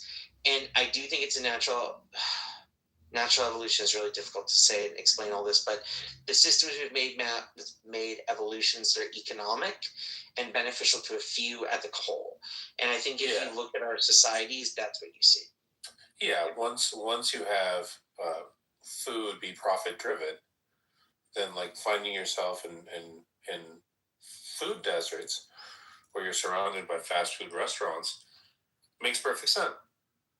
And Briar, correct me if I'm wrong. They're like, did a nutritional class, nothing really high, just basic college level. But like they talked about blue zones, people that live longer, and it's not only they might not have the healthiest diet, like Benjamin said earlier, Italians, but they have culture. They have like a sense of like their culture reveres the older you get, the more knowledge you have, and the more respected you are in your community. And a lot of these people stay very active. And they have very close families. And I think that has a lot to do with it, with us falling into despair as we get retirement here in the U.S. And the families are fractured. And basically, there's nobody to talk to. That was something, I don't know if you're familiar with the blue zones or not. But The newer studies are finding the blue zones in common have culture, including like communal eating, slow eating. And you eat like different foods when you're like expected to prepare them all day and sit down and consume them over an hour. Like you don't grab a McDonald's burger, right? That would not be something that you would, if you had all day to make a food, you would never in a million years come up with a McDonald's burger and it wouldn't be ingested. So look at like Indian cuisine, right? You're slowly sauteing and putting spices and marinating foods all day long and pickling things and extracting herbs over steam and, like hand grounding a grain to produce something. So with the culture of producing and making food that way, then you consume it in that way communally. And everything from like the literal utensils you use to how you have able to like the way you serve, we're about that. I think the things I've heard that are in common of blue zones is they tend to be coastal. They tend to have a moderately Mediterranean climate. They tended to have high amounts of seafood and fresh plant intake. And they actually do eat a lot of grains that were like not what we think of as modern processed food grain, but like they eat, rice or potato. Potato is a big thing they have in common too. So like Costa Rica, which is a lot of people probably surprised by it, is one of those blue zones. They consume a lot of potato. Okinawa in Japan, which has the highest rate, replaces a lot of rice with sweet potato. So there's like some commonalities. They have the Hunzas eat highly apricot-based diets. But the commonality is that they prepare their foods. They're intentional about them. And the other thing, like when people are talking about Italian food that Americans don't realize is like, Italian food is not always pasta, and when they have pasta, you're eating a very small portion. But like Italian food, when you go to Italy, is not like here's a lasagna. Like that's something special you do on a weekend where they make like a gravy. It's like I have Italians on another side of the family, so I'm not Italian, but they would make like Sunday sauce, and that's something you make all day Sunday. And then you serve like different things in a massive meal you're going to sit down and eat over a long time and drink and be with family. And like it's not like a quick grab the sauce and dump the Alfredo on it, right? And likewise, like most of the Italian cuisine that's really delicious and healthy, like seafood, the Italian diet is so fucking heavy on seafood and plants. And when you eat it in America, it's like pasta with sauce and meat with sauce, pasta with meat. Like, it's kind of like Mexican cuisine is incredibly rich. But when you eat at a taqueria, and don't get me wrong, I fucking love taquerias, it's like rice, beans, cheese, and flour or corn, or cheese, rice, beans, and flour or corn, right? It's the same ingredients. And that's because it's cheap and you minimize waste and you can use the same product. So again, like when food, like whoever said that earlier, totally the right way of phrasing it, when food is profit driven, it's going to cease to be healthy and filling, and it's going to become very profitable. And so American Italian food is in general shit. Yeah, I mean, Italian cuisine, if we're talking about Italy, is very, very healthy, very nutritious. I mean, they use olive oil as their main fat, and has vegetables and legumes and whole grains, modest portions of pasta, lots of fish and seafood, fruit. I mean, this is well studied under the Mediterranean diet. It has nothing to do with what's called Italian cuisine in the States, which is completely different in terms of ingredients and everything else. Okay, I really think we've bike shedded long enough. Is everybody feeling like they've said good food is good and bad food is bad? I want to get back to what does that comment? what You're not familiar with bike shedding? We're just talking about food because everybody has to eat it. Everybody knows about it. You feel like the one that Benjamin is so over. It's just an easy conversation. Benjamin, basically no controversy. There's nothing to be learned. Introduce the topic. It's just lazy conversation. Okay. Well, then don't get back to something a little bit more Benjamin, why are you so tired? You guys sticking to the earth with gravity. Fucking tired of. So the question was earlier is why is the America spending so much money on education and having such poor outputs? That would be a pretty good. Well, then don't waste our time with asking about Italian food. I think the point everybody here might be noticing is, Benjamin, like, I don't think people like to be insulted. I don't think it makes you like cool or anything. And to be honest, you asked me why I have beef with you. I don't like people like you. I don't like people that are like insecure and insult others to try and make points. It reeks to me of something that destroys social cohesion. I used to consider you a friend, but you just do this more and more and more, and you have a little shiny medal next to your name, and it drives engagement. But honestly, it makes the world worse. And I think it makes your life worse and my life worse. And I give a shit about you. Like I said, you were somebody I used to consider a homie. I used to invite you to help run the rooms when I did the dojo and everything. And like, you've become anger and rage bait and clickbait personified in a person. There's You've done nothing it angry about pointing out that we have luxuriated in a lazy discussion. We can all see it. Everybody in this room sees it, including me. And I'm not like hating on you. I'm saying as a friend, man, when somebody was saying earlier they're making all these crude comments about you being on meds and everything else, the point is you are engaging in rage and clickbait. It's become something enraging about discussing more difficult topics than what you want to. Benjamin, that's not a genuine response, bro. I'm being real with you for a second here. I understand it's in a social setting. We can do it offline. Let's do this another time. You and I can catch up. I'd like to catch up. Okay, but the last one was with you in was really, really difficult and problematic. Okay, can you stop like bullying on whatever? I don't know why you're doing that, but like nobody else has in this room that I've heard. It's a decent conversation if you dislike everybody in this room and we're all lazy and unintellectual and idiots. We can do a little better than chewing our cud here, Brian. You know it. No, but Benjamin, the irony is you're the one that raised the question, and then you criticize. Well, I don't quite think that's true. It is 100% true. You specifically said, "Oh, then I retract the question. I apologize for leading us into that. In that case, I apologize for leading us into a useless conversation I take the blame. Yeah, but okay, and I'll try Michaela. to fix it by getting us back on track.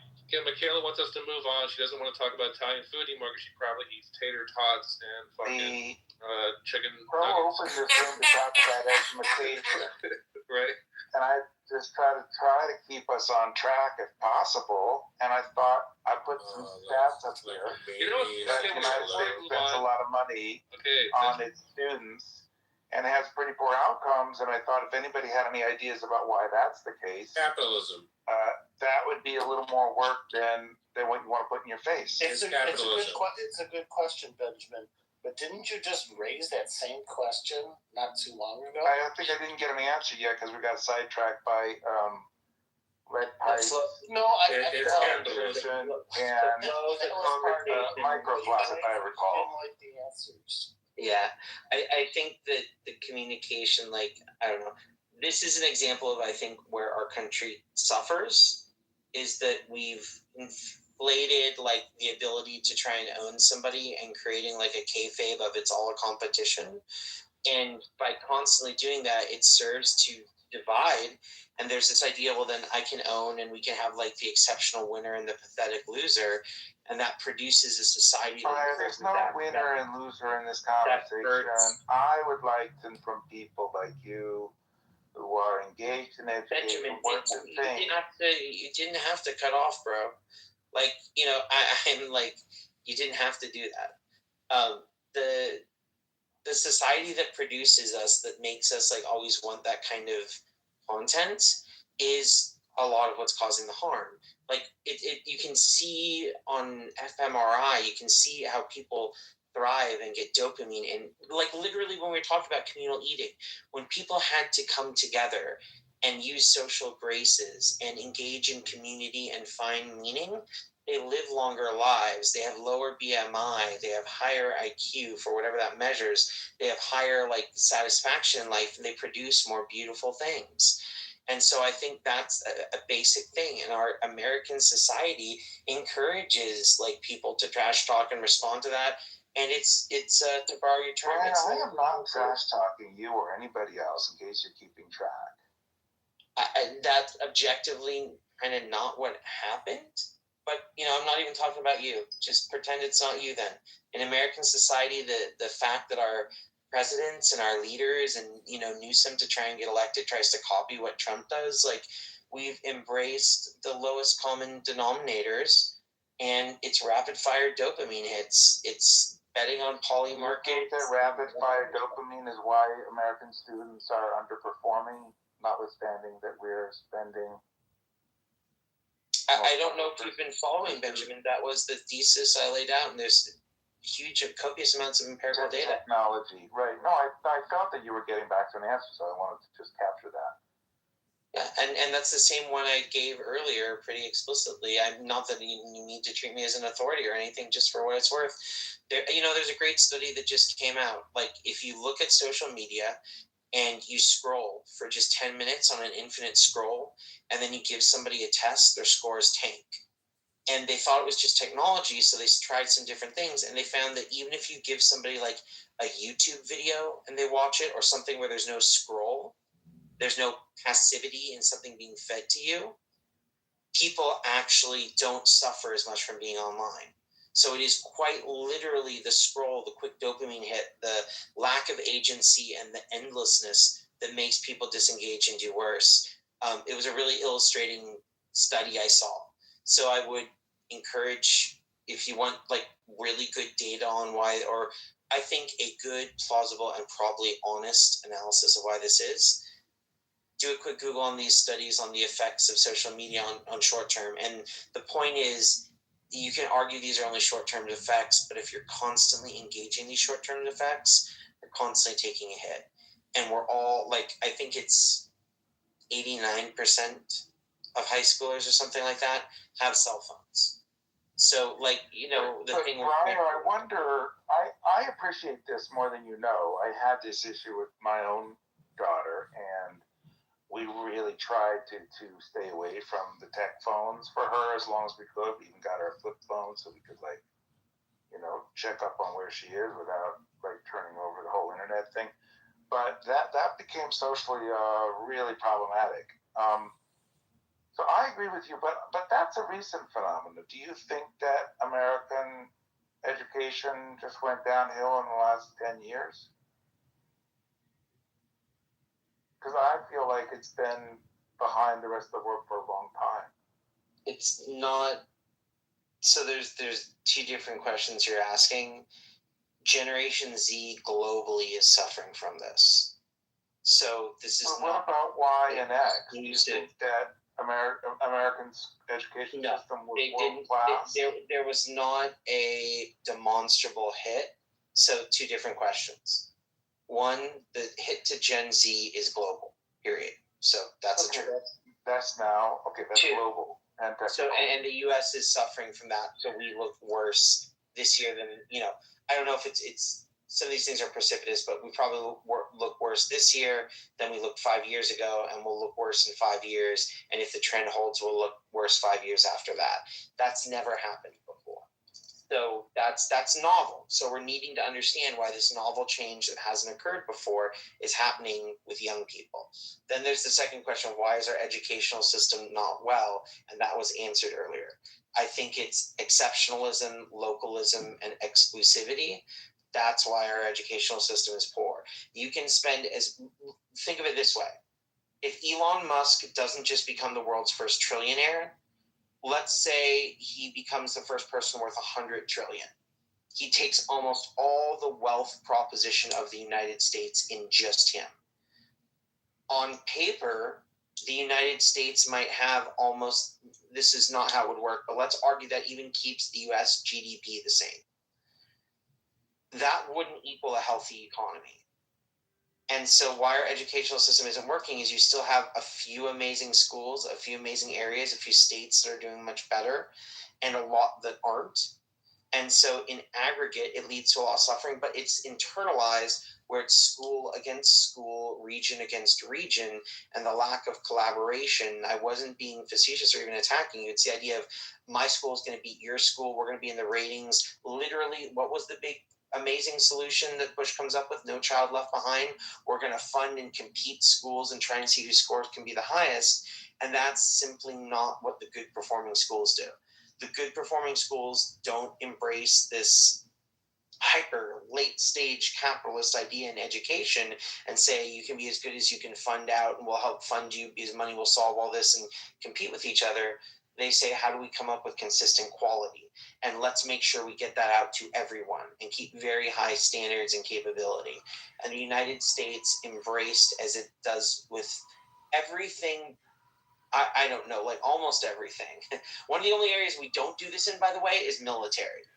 You want a fun fact, and look at how badass the American military is. One of the only institutions we don't embrace this, like, let's have, each platoon try and compete. No, it's really embraced, like, high standards, universal, everybody upholds them type deal, right? And those high standards and consistency. So, that's why the American military can be so potent. That's also why the Finland education system can be so potent. So there, asked, answered. And when has that been? Since its founding, and since Reagan, it's been accelerated. Like most things. Reagan, Bennett, right?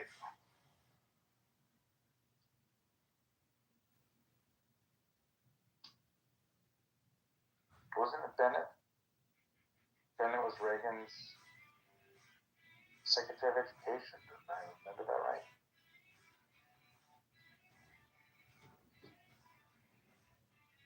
Don't know, but I'm going to go rot my brain with some long-form cartoons and watch some anime, which, for anybody who wants to see something fun, highly recommend a show called Monster. So I'm going to go engage that. But wait, have you seen all of Monster? No I've spoilers. seen it all. I won't spoil it for you. No spoilers. You'll enjoy it. Hey, I recommend Monster 2. Very good. I appreciate how much knowledge you have on this subject, man. I appreciate it. So to answer your question,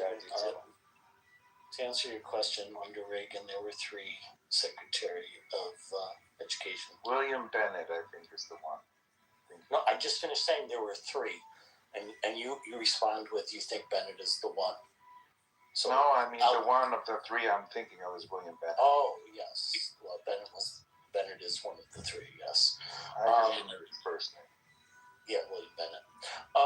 Now the thing is, if you look at like SAT scores, those have been declining for decades, and they had to have two major recenterings, to keep the. So when I studied education, I concluded that the United States actually had the best plan going just prior to the Cold War. And prior to that, the U.S. education was more of a Montessori, Dewey. Dewey being the kind of the visionary for the education system in the United States. And it was what Breyer suggested, actually, even now, more hands-on, much less stage on the stage and more activities, a little more self-directed, a little less, pay attention and look up here at the chalkboard and answer the question that I'm doing on the chalkboard, kind of everybody in rows and columns and, eyes straight ahead, and a lot more interesting things in the classroom to explore and, learning with your hands rather than your eyes, so to speak. Yeah, but you're missing also the fact that there's been a huge mass propaganda campaign against education in the social media space. Whether it be directly or there wasn't a mass since Facebook campaign came out against education in when Russia put its satellite in space. What happened is the United States realized it was behind on the space program and it blamed the school system. And That's right. It jerked the system into we are going to train people to be rocket scientists and essentially nothing else. Well, and we didn't know how to do either of those, right? Then we didn't do very good at training rocket scientists. The truth is we imported them. And so what the reality is as you point out, when the Soviets launched Sputnik on October 4th, 1957, there was a concern in the United States. It was a major shock, and that part of the problem might be in the educational institutions, and several large educational initiatives were rapidly launched thereafter in the 58 and the 60s. So you had the National Defense Education Act, of course, by Eisenhower. You had major reforms, curriculum reform projects in physics and mathematics, the so-called new math, biology and chemistry. There was large-scale retraining of teachers. National Science Foundation organized a series of programs. There was a huge expansion of advanced science education and creation of NASA-related initiatives. So there was a lot of things done. Also, we imported Werner von Braun, but the JPL and Caltech guys were Americans. So that's it's not like that, Benjamin. Sorry. But why are we going back to the 50s and 60s when the outside influences weren't there that there are now? I'm talking about the last 20 years, man. We've had a huge decline. I don't know. Am I? No, I think you're right. There has been a huge decline since the 1990s. Right, the last 20, but it's all been with the incoming of social media. And with social media, you get some of these people, the autodidacts, that say, "Oh, you don't need to have school," and they get a huge, they get a huge following on social media about spewing how schools teach bad shit. And that don't listen to there's a celebration of ignorance in this country now. It's kind of disturbing if you ask me. I don't know. I'm only seeing it from my eyes, my reality. I'm not seeing it from objective reality because obviously objective reality can't be viewed. So there was a major change in the programs in the 1990s. So we essentially shifted from the national security science competition to what were called standards accountability and workforce competitiveness.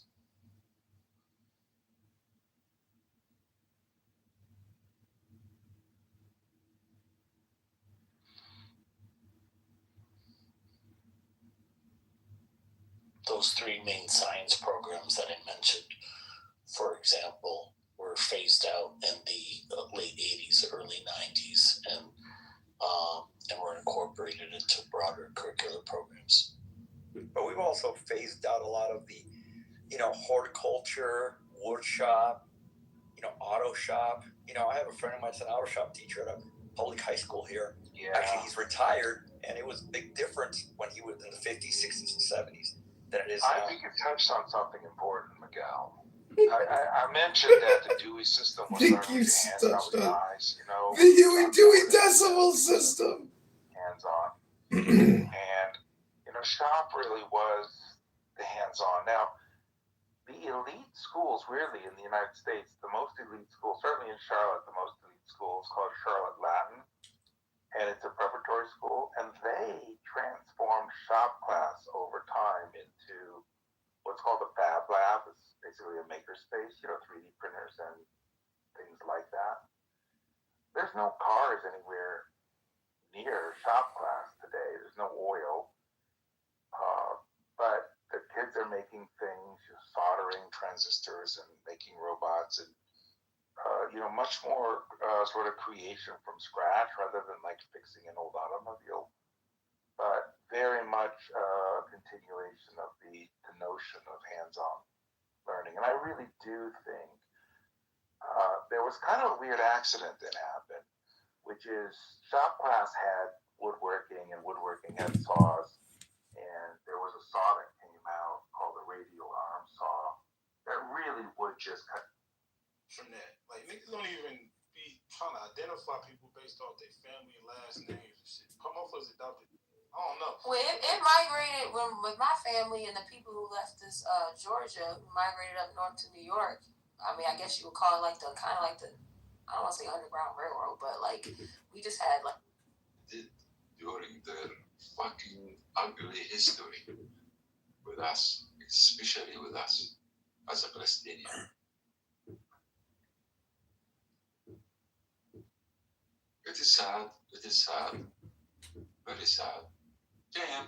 It is shame to be here right now in this period, in this time life, let's say. In this time life, for a man to see what's going on Jeffrey Epstein. This became clear, we always hear, but now in our eyes, and we still keep quieting. This is the problem. You got what I mean? We used to say no, but I'm still saying no, but in a different way. As you see, I call myself, or I named myself as a peaceful.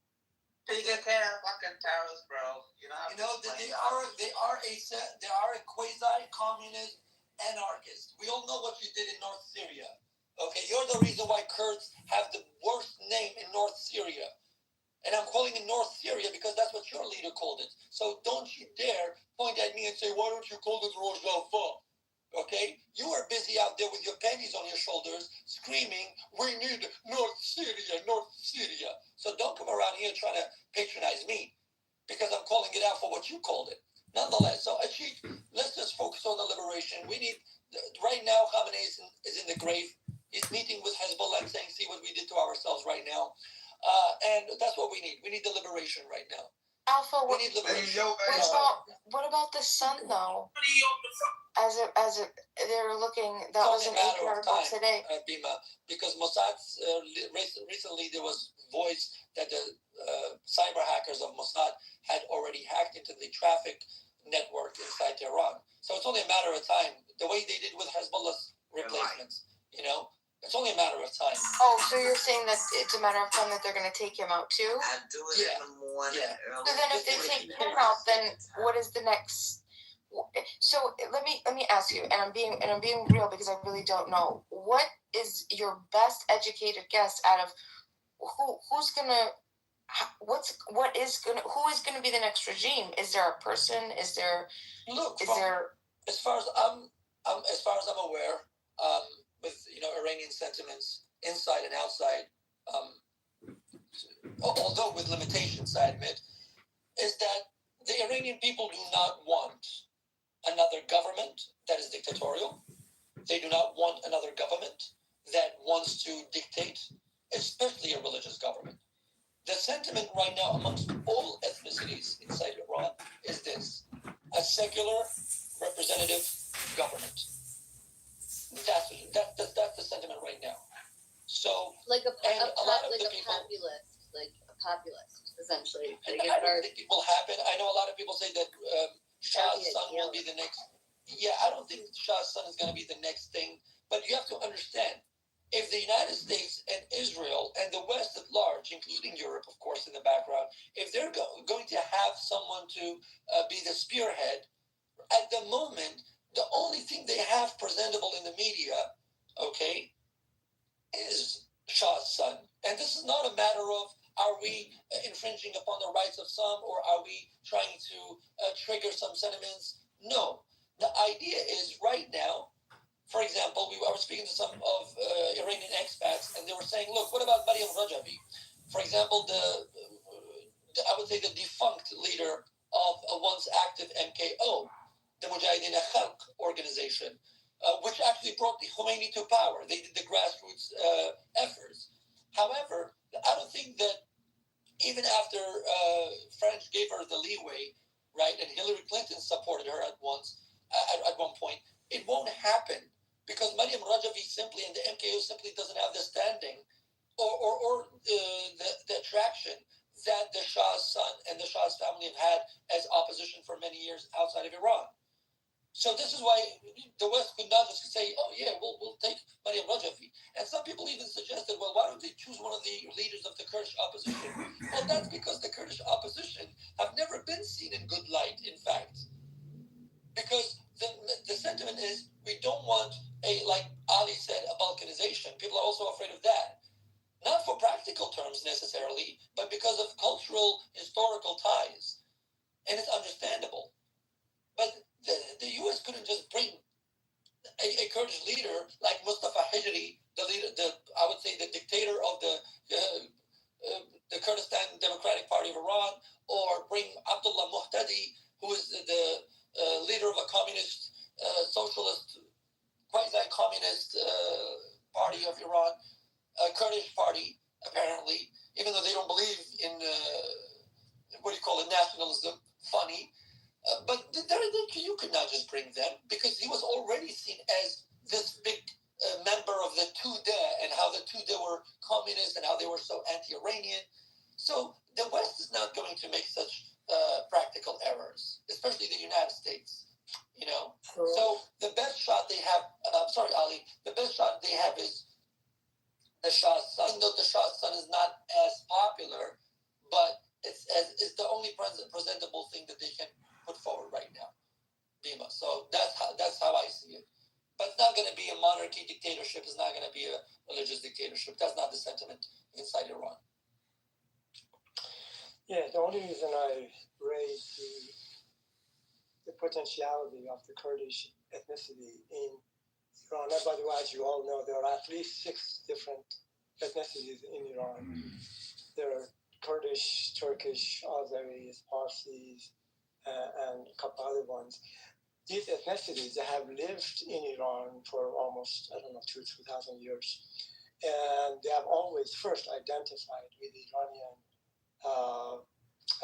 identity, and then secondly, their own ethnicity. So there's never been a defection, to my knowledge, of any of these ethnicities, wanted to separate. So from the perspective that the Kurdish group runs in Iran, they're well organized, they have weapons, as I said before, there is a possibility that can provide the impetus, provide the fuel, at least the ignition, for an armed movement within Iran, which could, pick up a critical mass big enough that is going to oppose the government and topple the government, fighting the IRGC and the rest of the military segment. Now, that does not mean a new leader is going to be from a Turkish or from any other ethnicity. By the way, anybody who's the leaders in the government, they are from these ethnicity groups. I mean, how else could it be? If you look at the president of Iran and the rest of them, they come from a given ethnicity. And so I don't think any claim for having, Kurdish people to be the top leaders. I mean, they're part of Iran. So are the other ethnicities. They have a right to participate in the process, and they may get elected to become part of the big echelon on the top of the government. From that perspective, Alpha was just saying that gives a hope, and I understand the negative aspect of what you're trying to say, but that is a good hope actually to have. But Ali, who's presentable? I mean, let's be honest with ourselves. Give me one presentable Kurdish leader that can actually let me just finish it. I was not talking about who is going to be a good candidate to become the leader of Iran. That is not my contention. No, not as a candidate, but right now as a presentable. Presentable. You know what I mean? Yeah, all I'm trying to say is what I just said. Now it's the third time I'm saying it. But this is the only group ethnicity that actually they know they're capable and they have the weapons to do it. From that perspective, to do it in terms of starting something. That's the only point that I'm making, nothing beyond this. Ali, just if I could reply to a comment, because Kurds are so simple, such simpletons, man. No, what you Kurds did in Syria was pathetic, Salim. Don't get me started. You can come on the stage and we can go at it, right? But let's do it with sources, not with emotionalism. Come on, Brackham. No Brackham. Let's go at it with the sources and do it academically. And let's see how much you can defend your supposed leaders that were supposedly looking out for the interests of the national revolution of the Kurds.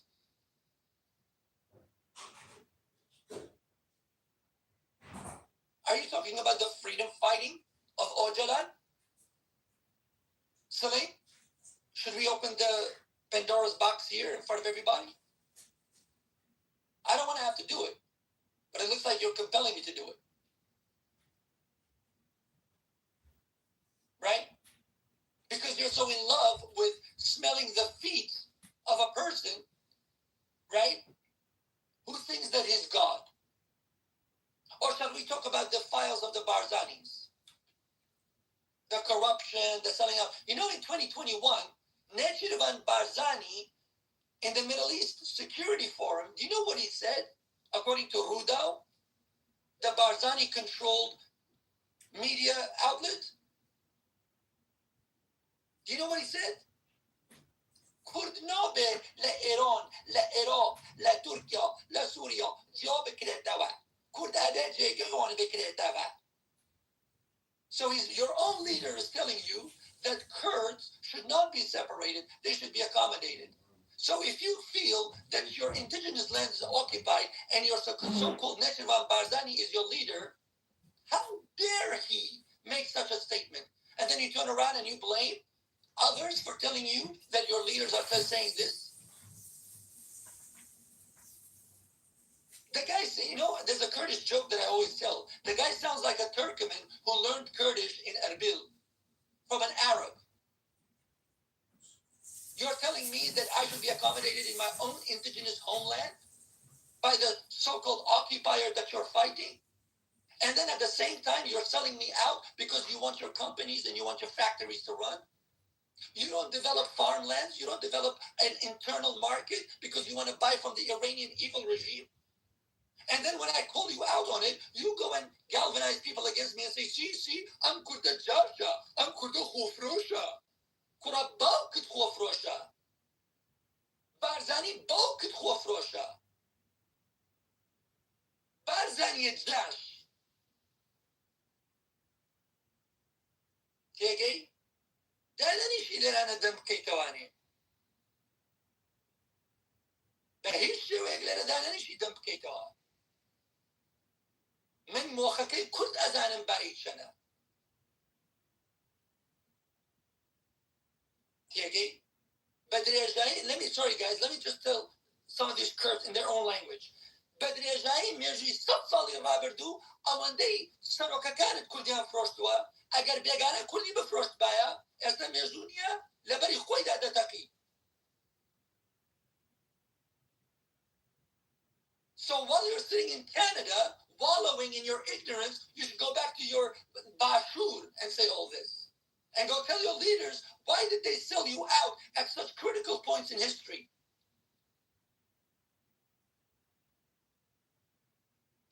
Boy, Israel awakened Bapasawani Notaka. Boy, Israel Johnny. That's why Israel knew exactly not to invest in Kurds anymore. That's why. They made you a bunch of guards for the oil. Alpha.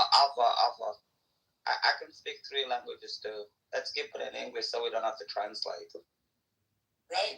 But I'm not speaking about the Kurds. I'm speaking about the leaders. I speak 3 languages too. Let's keep it in English so we don't have to translate. It's you know. Bibi, are you awake? Bibi, are you awake? Or are you passed out drunk? Bibi? If she's from the UK, she's definitely not awake. Bibi, wakey. She said yes in the chat. I'm not talking about their Kurds. I'm talking about your leaders. Your baffled Talibani today is telling Donald Trump that we should go back to the best solution is to go back to the negotiating table. Negotiating table with who? How is it in the benefit of the Kurds? But I'm sorry, Alpha. This is what happens to rats, by the way. I hate you, Beaver. No. How can you tell me it's in the benefit of the Kurds or how is it in the benefit of any Kurd or anyone else in Iran to go back to the negotiating table with an evil regime? You're not benefiting the Kurds. You're not benefiting the Jews. You're not benefiting the Persians. It's like, you're paid to do a job, and you're very bad at it, to be honest. I mean, maybe very good at it. But, so a professor, but, I mean, Professor Drunk? Is he drunk? No, I think the point is being made, Alpha. I think we've spoken enough about the Kurdish people here. Specifically, we were just focusing on the Kurdish people being potentially instrumental to kind of helping the opposition. thinking like the Kurdish people of Iran should be the ones who should be like somehow armed to go, but for what reason? Are they like the Persian Kurds, by the way? They've been prosecuted enough by the government. In the same way that the Persians and everybody else has. So I'm not really sure how you think there's what is it that you think that would make the Persian Kurds go up against their, what is a Persian Kurd?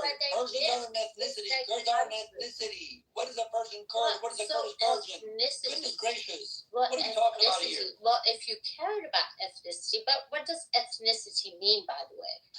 And if you're a professor to it, you're clearly not very good at it. Because, look at the Jews. You get them from Germany, you got Ashkenazis, whatever. Sometimes it's more about where you belong and what makes sense. And I think you just underestimating the Persian Kurds. And to be honest, why would you instigate something like that? Because I find that very nefarious. It's like, are you a Kurd? But if you're a Kurd, where do you belong? Are you an Iraqi Kurd? Are you a Persian Kurd? Are you a Turkish Kurd? Whatever you are, you were paid and bought. What is a Turkish You were Kurd? paid for. No, you're the type of Kurd we call mercenaries. You have no honor. I would love to be a mercenary as long as they take the leaders' heads. No. So any time of day. What is it? So what? You're promoting the Israeli uprising against the Persians. Israeli Is that why? but then at the same Are time, you drunk? it's like, would they allow me to have this conversation up against you? It's like when the time is right. Are you And drunk? and so What is an well, Israeli I'm always uprising? Jerusalem is fine. No, Tel I'm Aviv always is fine. But the thing is, what is it that you are? Many What is an times Israeli you would never uprising? say, "I'm Persian. I'm Persian.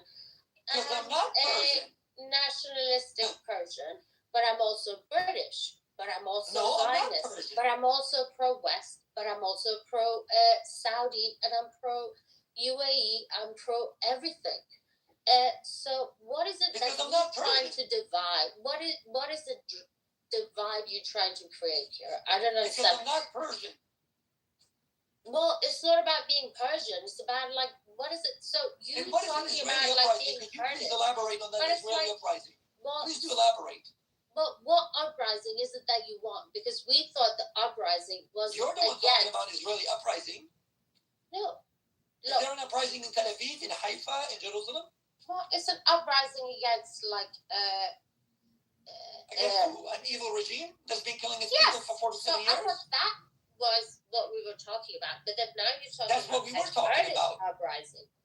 But Persian Kurds, What Kurdish maybe uprising? you can The get uprising some of started them in the to Kurdish areas. uprise. What are you talking But to about? be honest, Gina as a Amini Persian was a Kurd who Kurd, was I'm killed. asking myself that question. It's like, okay, Gina Amini what was a am I Kurd who going was to killed. uprise Out of against? 21, But also, out of 22 prisoners. What are you talking about? Hey, Alpha, It's interesting how only, Alpha, it's do you interesting mind how only if the I- Kurdish girl gets killed by the Gashti Irshad inside a car after being hit multiple times in the head, according to the doctor's report. Right? if somebody can pay you to do Do this, you even know your you're not facts? doing it from some You kind don't know your of facts, like, baby. goodness of your This is heart. what happens when you drink a lot of And, Chivas Regal. And Okay, that's Chivas the- Regal is really with, like, bad. Calm down. with that leftist ideology. I'm not even leftist. So what are you talking about? But what are you then? Are you Kurdish? Are you Jewish? Are you Well, if you have, leftist? were you listening to the conversation that Ali Well, and I'm Gina- Kurdish. I'm Okay, Kurdish. so Kurdish. So Kurdish. I'm Kurdish and you are Persian, and you have no right to say nothing about my identity. I'm Kurdish, I'm from Kurdistan, I'm not from Iran. Iran is the occupier of my homeland. Where is And Kurdistan? what? No, wait. Because you are going too far. Okay? You are Persian and you are my others. You are my enemy. You are my occupier. Fighting you. You know? But So don't tell me with such names as Kurdish, Persian Kurdish. What is Persian Kurdish? You are Okay, man. either Persian, you are either Persian or Kurdish. You cannot be both Persians and Kurdish. Hold on. No, Ali, everybody else stay out of this. Let me have this conversation. Did I come into a room Okay, where we're being so you stoned? Thank you, Manny, for saying next. I What conversation? You're not making any sense. He asked me a question. Okay, Alpha, let me just say. Stay out of this. I didn't ask you any question. You are nobody to answer my question. You are just occupying and you are fighting each other. You are occupying. You as a person, you are occupying my country. You know, so you have no authority to talk about my identity. So I decide my own identity because I'm. No. Oh, Monty, welcome to Clubhouse, If bro. you're They're gonna gonna do. speak to me that way, I'm gonna say to you, you are a fucking minority. You're a no Minority, you are minority. You are.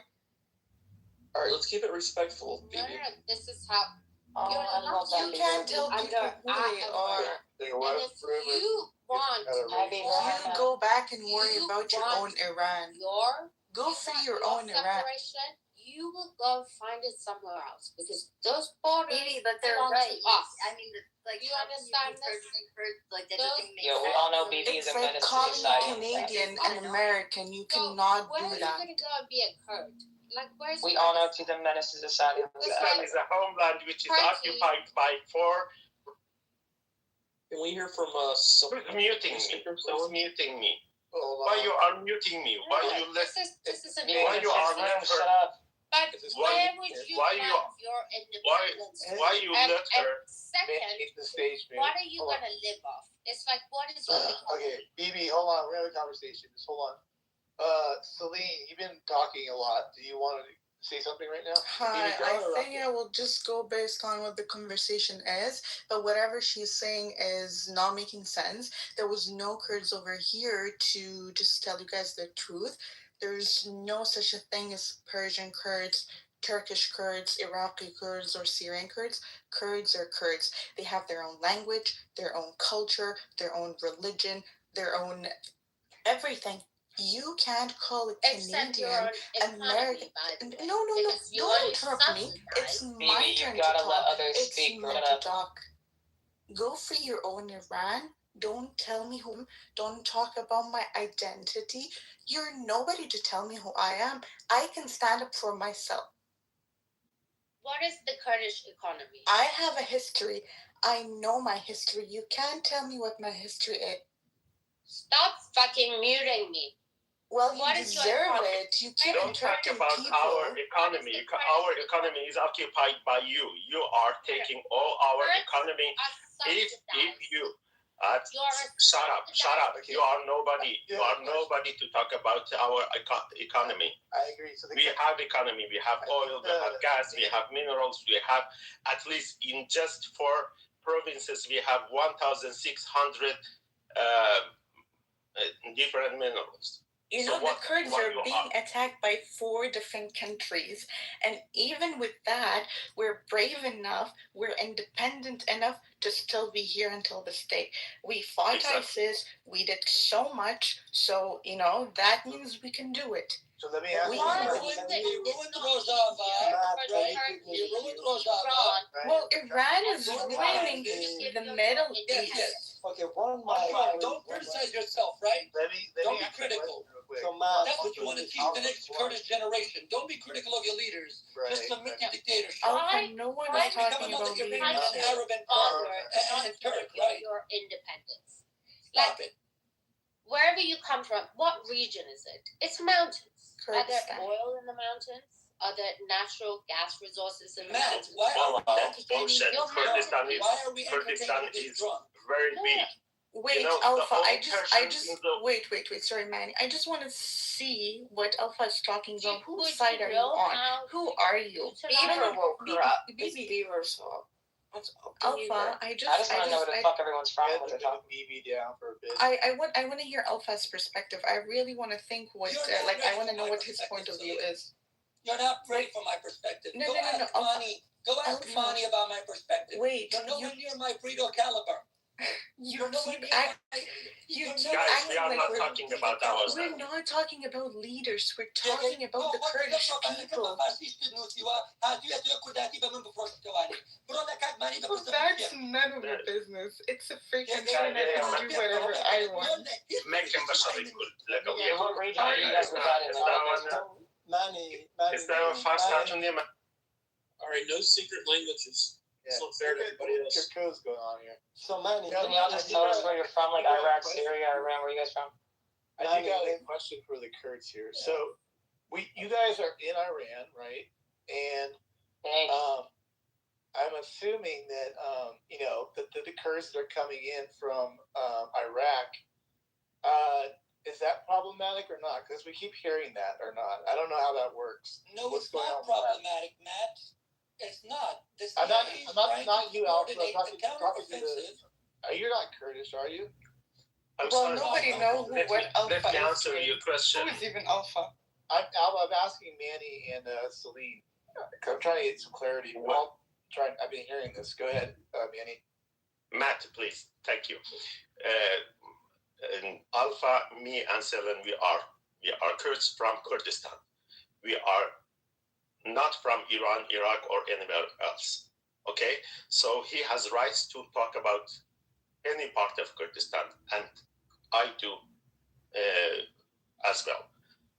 So we are not talking about our conflicts here. Okay? The problem is now somebody who is Persian, who is occupier of my country, a part of my country, are here and trying to decide my identity. This is acceptable. Wait. I do not accept any other nationality to define my identity. Wait, in your country, your own home country, not in Iran, right, or Iraq. There is no Kurdistan. Such a country does not exist. Oh, wait a minute, but well, no. Kurdistan is an occupied country. Ali I don't want to get Matt.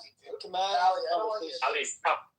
Ali, you're not a Kurd. You can't tell us where Kurdistan is or what it is. So keep your Let notes. me ask you this. Ali, you're a white man. Educational. Hold on a second. I think educational for all of us to actually dig in just a little bit into this, the project of the Kurdish people. I'm sorry. So what my understanding is, Manny and Salim and others could correct me. The Kurdish people are ethnicities. We are not people. We are nation. I would be grateful. No, that's wrong. That's wrong. I'm correcting you. I'm correcting you. But you have I'm correcting you. You have to correct me after I'm done. Okay, please. Well, you can't mislead and give. We are a stateless nation which is under occupation. Belligerent here. I am trying to learn and I'm trying to understand your position. I'm not trying to fight you. So let me just make my You statement. do. And I don't. Manny, let's just listen to him. So when you are denying my nationness, so you are fighting me. You're not helping your cause if you do actually have a cause. Of course, I know my cause better than you. Why don't you get a pen and piece of paper and write down, I'm going to be speaking for about a minute. If you can be that patient, maybe you can educate us. Maybe we can learn something. No, you can do that. Okay, thank you. I'm not, maybe not you and Salim, but maybe others, and perhaps myself. Just hold on a second. Number one, there is no country that exists. It's called Kurdistan. Kurdish are ethnicities that they have been. No, we are a nation. What did I just tell you? Learn it. We are a stateless nation. You're not helping. You can correct me. I am completely open. Who are you? Manny, let him say what he wants, and we will answer him after he's done. Just so let him say what he Kurdish ethnicity is actually they are not Kurdish ethnicity. Okay. You have Kurdistan's a region in Iraq, correct? Kurdistan. Right now, there is a region. It's not a region. Kurdistan is Syria, a country which is under occupation. Okay. So this is what I'm trying to teach you. I think you're being really honest. You're not doing yourself a service. But let me you have an opportunity here to educate everyone. If you just hold your tongue for a minute, I may be entirely wrong in here, and you can completely correct me. But if you don't allow me to tell you what I think, then you're just basically being belligerent. So do you mind if I just tell you what I think in about a minute, and you can correct me as much as you wish? Is that okay? Can we have an agreement here? I don't have time because I'm going to work, so you cannot talk. You cannot talk all the day I'm not long. talking to you then. I'm just talking to others. So here's my understanding, and Manny and others can correct me. The Turkish is a group of people. You may not even want to call it ethnicity, whatever you want to call it.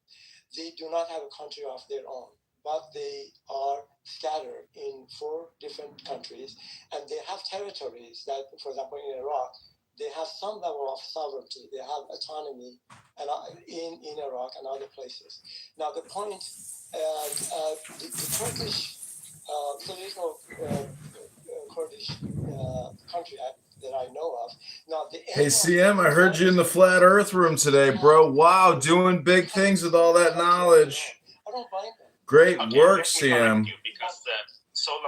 Wow, you're really, really exceeding and doing great. I'm sure all that education you got, your parents are so proud of you. You're in a Flat Earth room all day long. You are saying is wrong. Okay, so let me correct you so long.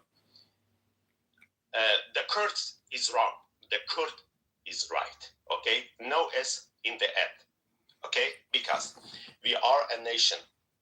Okay, we are a nation, and we are what is called in political terminology, we are a stateless nation.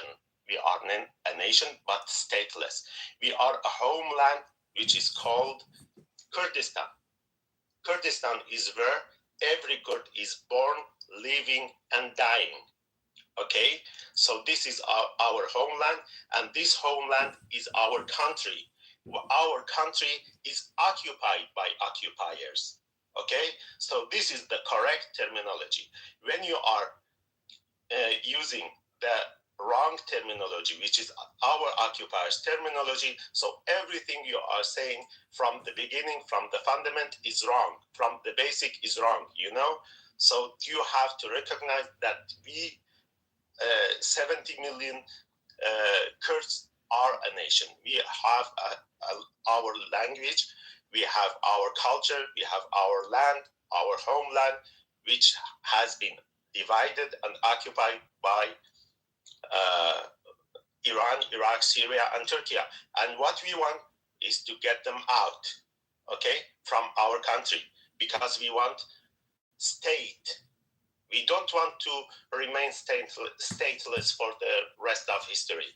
We want to establish our state nation too. If you are Persian and you think you have right to have your nation state nation. So that means I have the same too, because if you are a nation and I am a nation and we are equals, so every nation has right to have its own state. Why you are trying to deny that I don't have right to build my own state? That's because you have imperial idea. You are trying to, not trying, you have occupied my country and you are denying Kurdistan to be your mindset, occupy mindset. I'm confused. Wait, so there is a nation, there's a home. There's a nation. If I could ask, so there is a nation, right? Yeah, they are a nation. Yes. What's the nation called? We are a nation. It has borders. Where is borders? Where are the borders? This is not how we are defining. Okay, gotcha. Okay, yeah, I just wanted to clear that up. No. I told you, the terminology you are using is the occupiers terminology, and we are not using this. We are using liberational terminology inside I understand. the political. Yeah. So I understand. You're not using the U.S.'s Western version of that word, nation and homeland. I agree. How much of your nation, I'm just curious, how much of your nation would be part of what was Western Armenia? No, Alan, no. What? Why no? Listen, Alan, if you want to galvanize a crusade, we can do that when we get to Rome. Right? Why no? We're just like denying a group of people. Why no? Well, come on now, dog. I don't know who's objecting to it, but yeah. I mean, look, the problem with the Kurds is very simple. In the Armenian genocide, they were paid mercenaries and they killed Armenians, by the thousands. Because, shut up, I am talking. Shut the fuck up. Shut the fuck up. I waited my turn. They killed Armenians by the thousands, believing foolishly that the Turks would protect them, and the Turks turned around and betrayed them too. Now, having said that, the Kurds have apologized for their part in the Armenian genocide.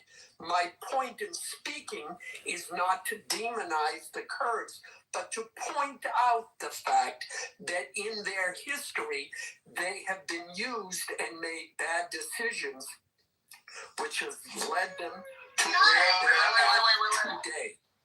But why did you start with that priming caveat? What is happening? What? Well, why don't you also mention that the Kurds, who are a thriving economic people in the Caucasus, right? That now is working for the Russians to ethnically cleanse the Kurds. Why not mention that as a part of your The Caucasus is the real place? Okay, why not mention that? Good, you can mention it. Why are you? Was that my point? Or are you just bringing that up because you want to engage in some kind of pussy ass whataboutism where anytime somebody says something, you gotta say the opposite thing? Oh, American soldiers were killed. Oh, yeah, but other soldiers were killed too. Are you a fucking turd? Jesus Christ, what a fucking pussy. Alpha, what part feel like we're doing the International Olympics right now. I'm sorry, Ann, I can't hear you. No, yeah, that's what he engaged in. Did you hear my question? I apologize, Ann, because you Go ahead. Yeah, what part of what Alan said was not true, though? the fact that he said they participated in the genocide. Yeah, they did. I mean, They even publicly Yeah, apologized for fuck it. you. Gee, No.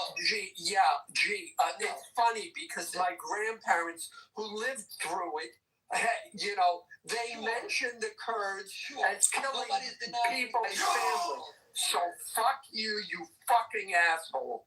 Fuck yourself. Go suck some trans Turkish dick, you fucking And asshole. literally, the public leaders at the parade came out and publicly apologized for it as well. Yeah.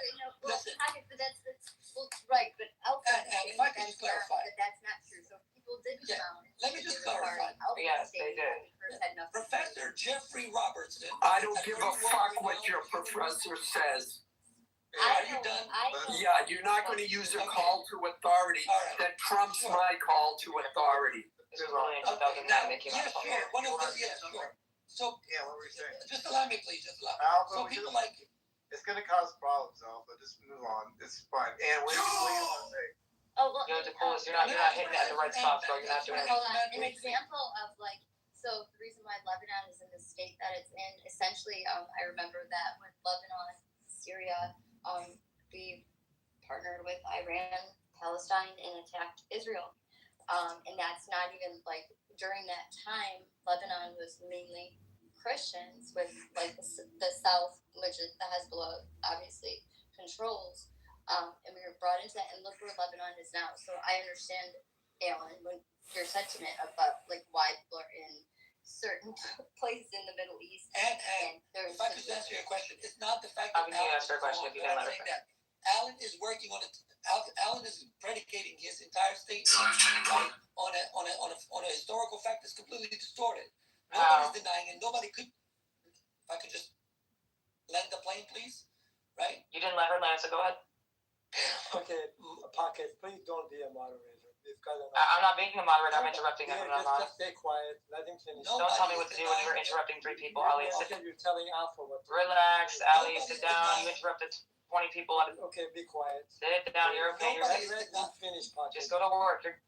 I want to hear what he has to say. I spoke. He gets to speak too. Nobody's denying, and nobody can deny, and nobody should deny the fact that the Armenian people did suffer a genocide. And this is a point that I've always brought up in many Middle Eastern forums. This act of denial, this lack of acknowledgement, this lack of emotional intelligence. Now, what Alan is referring to, okay, he could have done a better job by saying that the Hamidian province, under a feudal lord, who were given promises of land tenure by Abdul Hamid Thani or Abdul Hamid II. And the cooperation was that you go and arrest dissidents. So while these people were arresting people left, right, and center, bringing them to the Ottoman officers, right, they were thinking on completely pragmatic and opportunistic matters. Okay? But that given, Professor Jeffrey Robertson, who wrote a very, very articulate, a very well-resourced and researched book on the Armenians, and so did the historian Benny Morris, okay?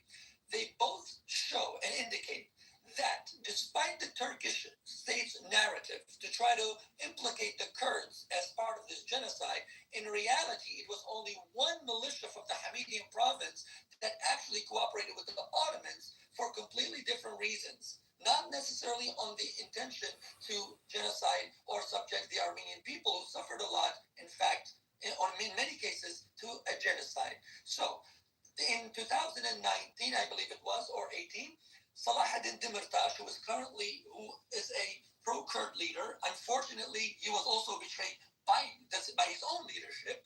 That's why he ended up in jail. Thank you, PKK. Salahuddin Demirtas had the testicular and intellectual fortitude to actually come out and said, we apologize for the Hamidian province partaking in that massacre and in that genocide. And the Kurds are the only ones with the emotional intelligence to actually come out and apologize. That's why before his death, the famous armed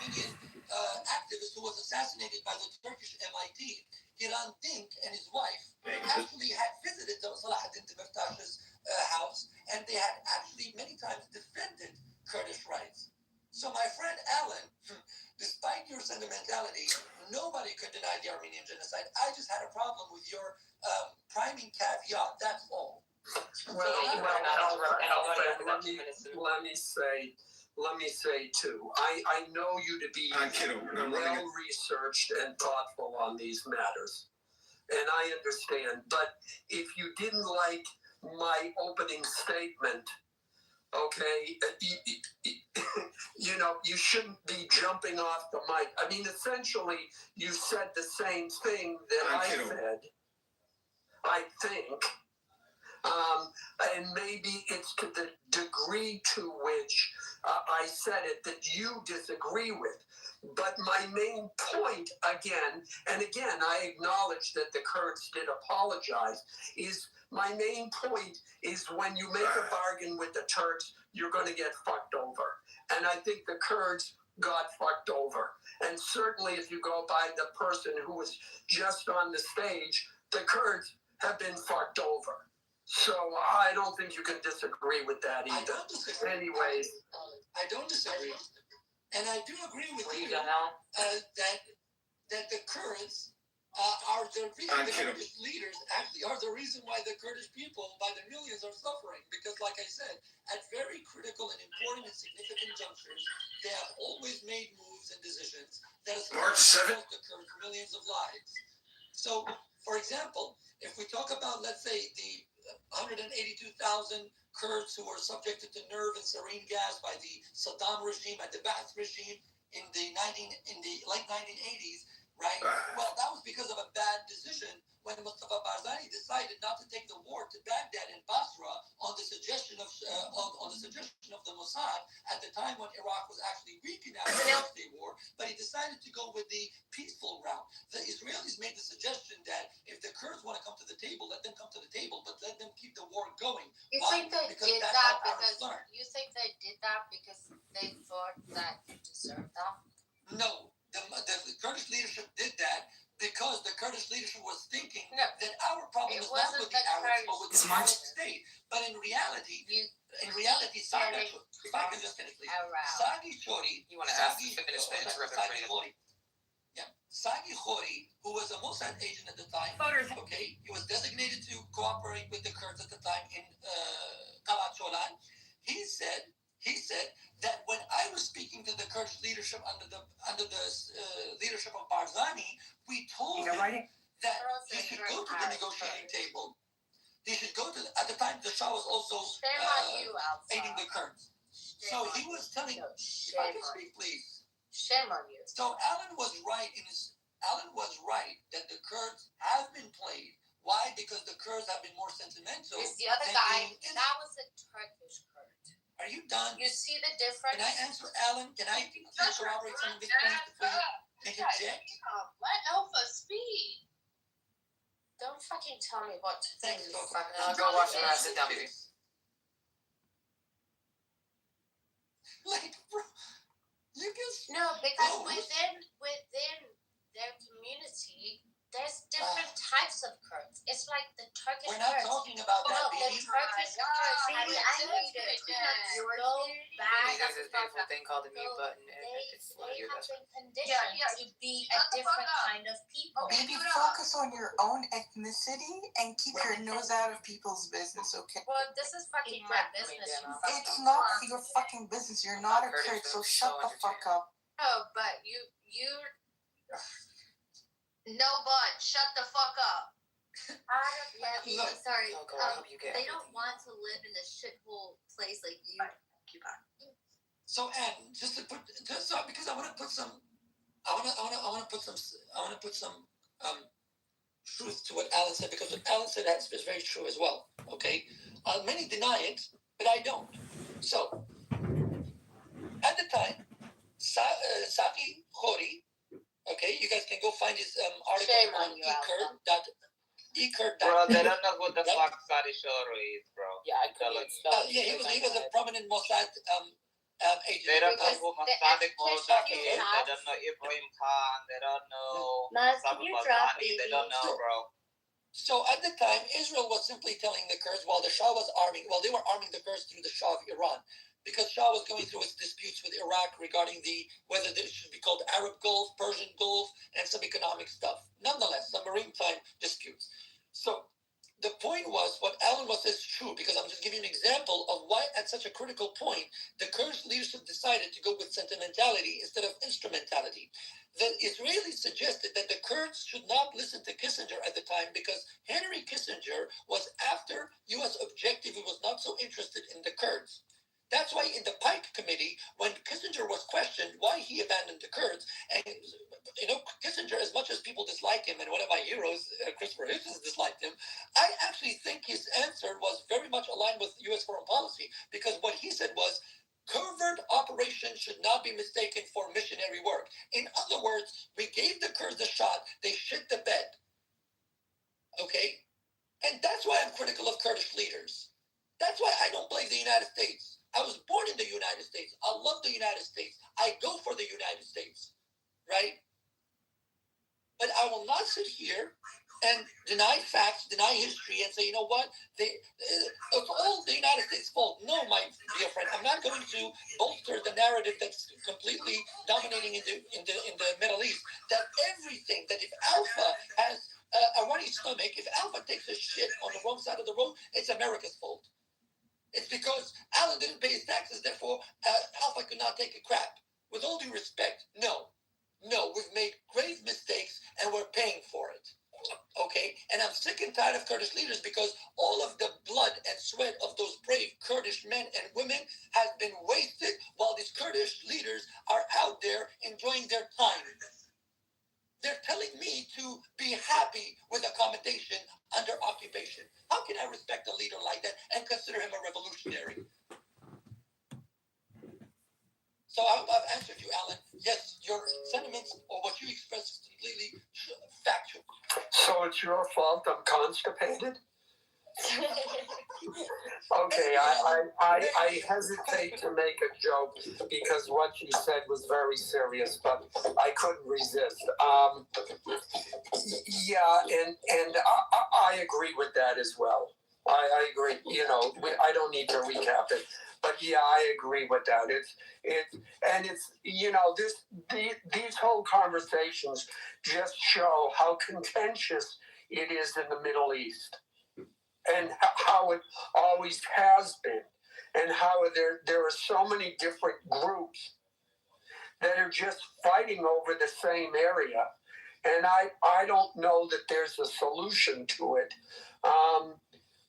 But yeah, I mean, that's just a perfect example where your country's leaders or the leaders of a group of people make a bad decision, and sometimes they get bad advice too, and they read the situation incorrectly, and they pay the price. So,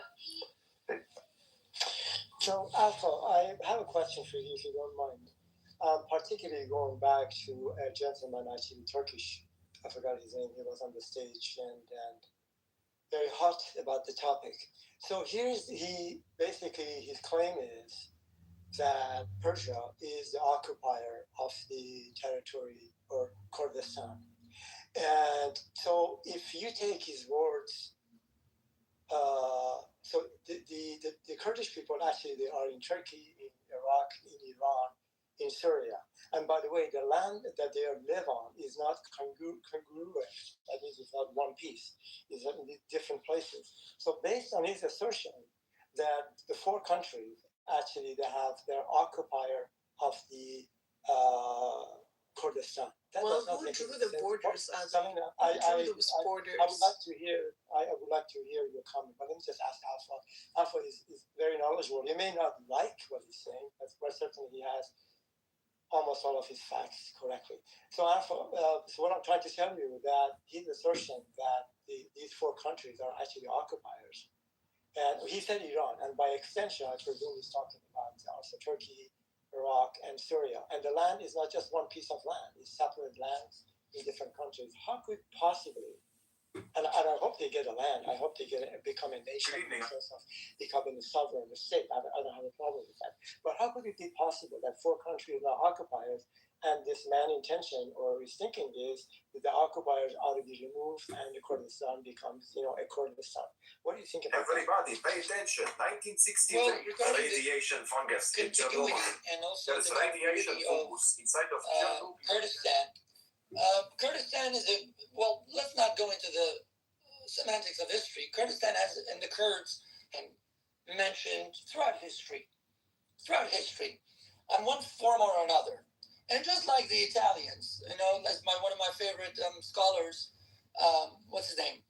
Mehmet Izzadi, once said that in the same way that the Romans can claim the Greeks, the Italians can claim the Romans and Greeks, the Kurds can claim the Hittites and the Gutis and the Medians in the same way that today's Iranians can claim Persia. So, with regards to the congruity, I will upload an image that was actually done by a French research group in the 40s. In fact, I'll upload it just for everyone to see. This was actually an image that was the product that was presented in the San Francisco 1946 meeting. At the time when, the Kurds were actually galvanized to establish what we called the Republic of Kurdistan, that was later on dubbed pejoratively by the Shah as the Mahabad Republic. But the Kurds did not call it Mahabad Republic. They called it the Republic of Kurdistan, or Komari Kurdistan. So, the point is that people need to understand, the only reason why the congruity of Kurdistan today is so contentious to others, unlike Kurds, is because of the forced demographic changes, especially under the Islamic regime. The same thing happened in what we call South Kurdistan or Bashur or North Iraq today. In fact, even Iraq itself should not be necessarily defended, because all those anti-imperialist friends of ours, they themselves are anti-imperialist, so they should not defend a construct of the British Empire, because Iraq was the construct of the British Empire enforced by the American, enforced by Pax Americana, or the American World Order.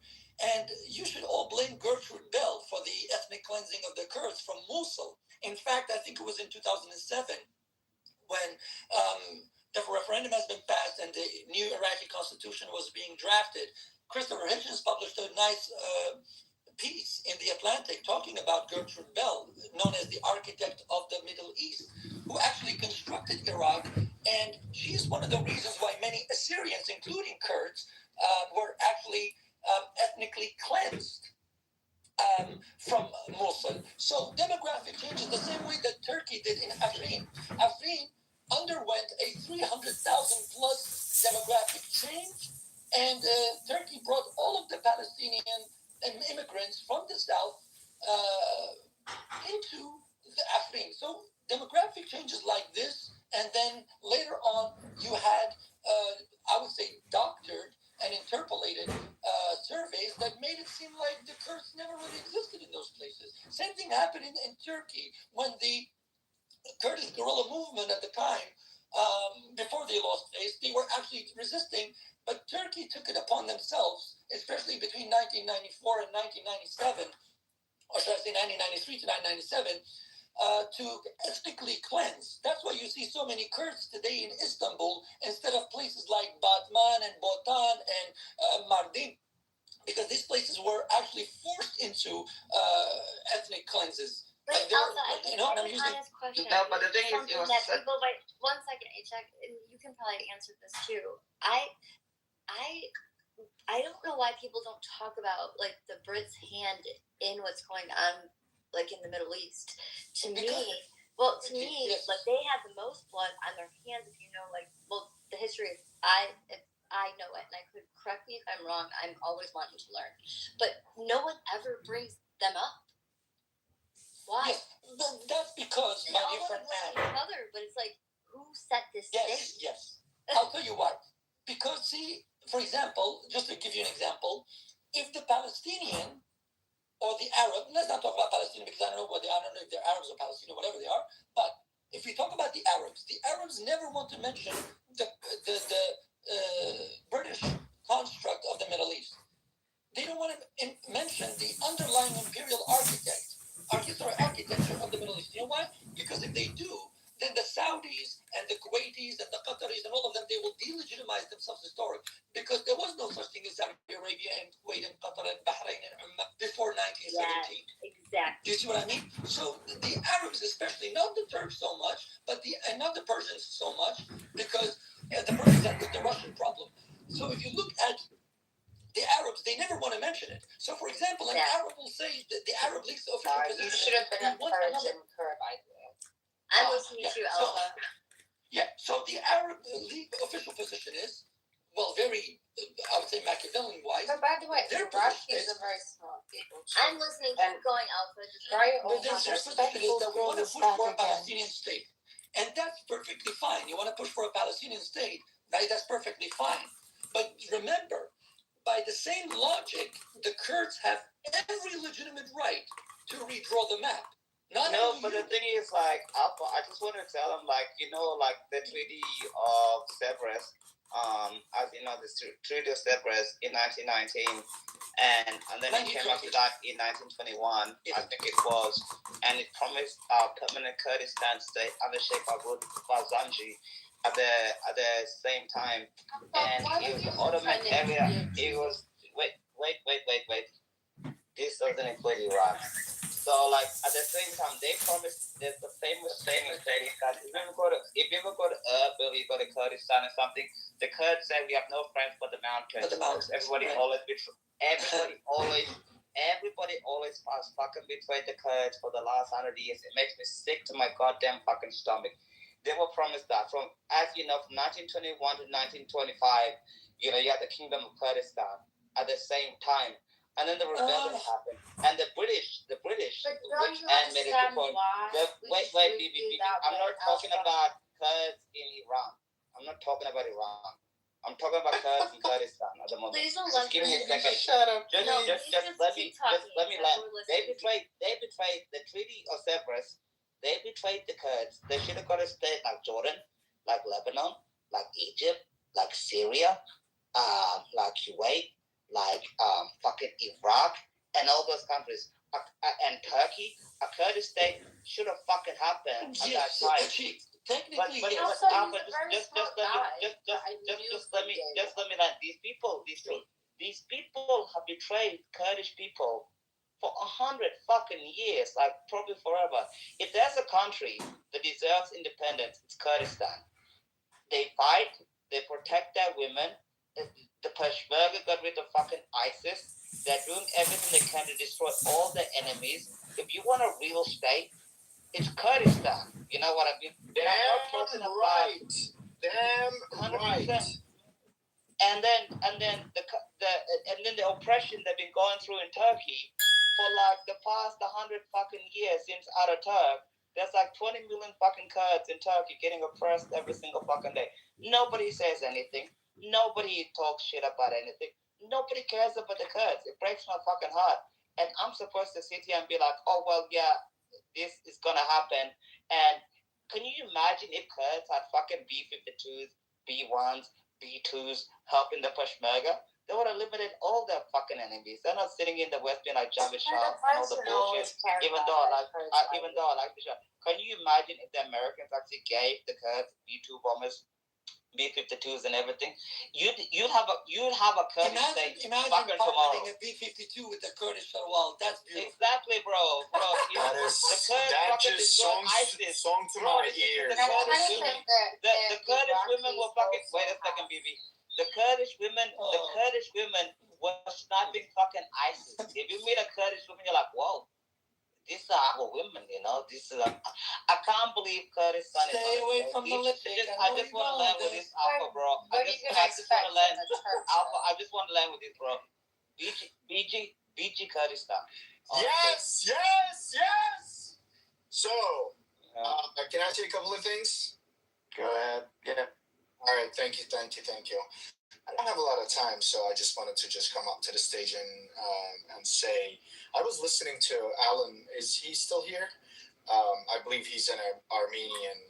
Yeah, I'm here. I would sincerely like to apologize for all the atrocities carried out by my ancestors against Armenians, because we've been neighbors for hundreds of years, and we were literally fooled by the Turks. And we were promised an autonomy by Ataturk, and that promise was never kept, obviously. And after 100 years, we're still dealing with that grave mistake that he simply thought that he could fool the Kurds. But I'm not going to go into too much detail because not everybody can be as knowledgeable as a Kurd like myself. So Alpha was literally preaching as if like he was preaching to a PhD crowd, which it's a constructive criticism of Alpha. Literally, like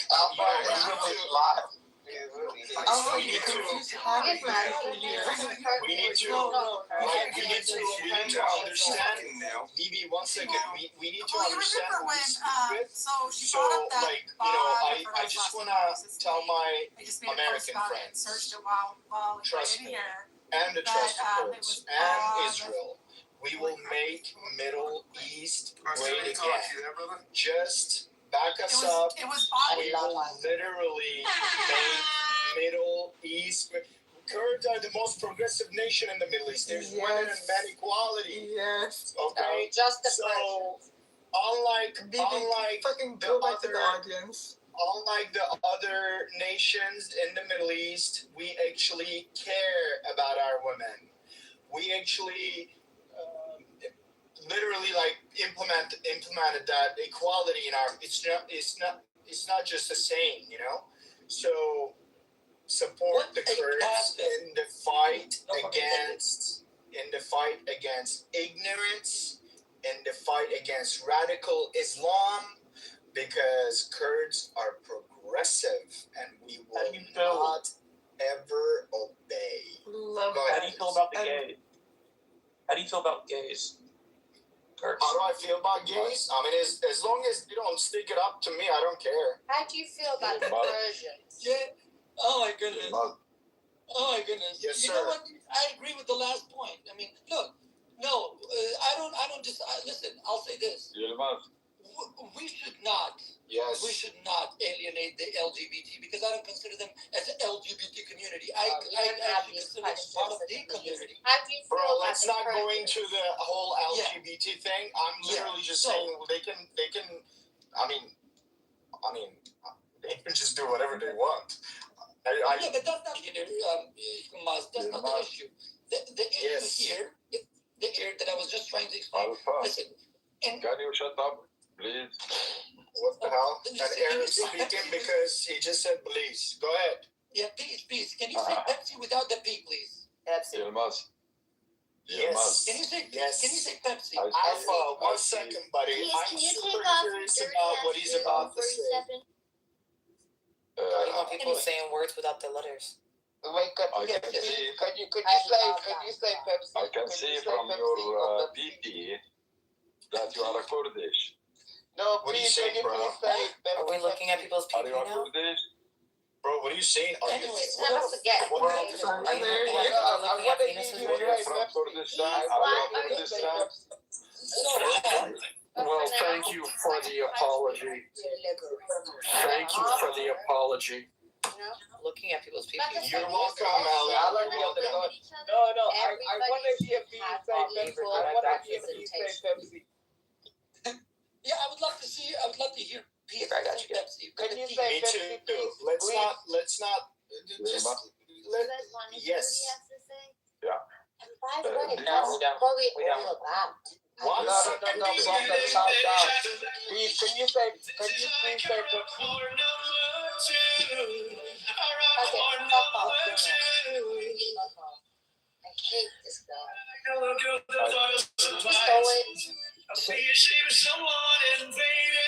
Okay, come on. so awful. Awful. I ran so far away. This is so retarded. I think it's good. I just want to drop this information.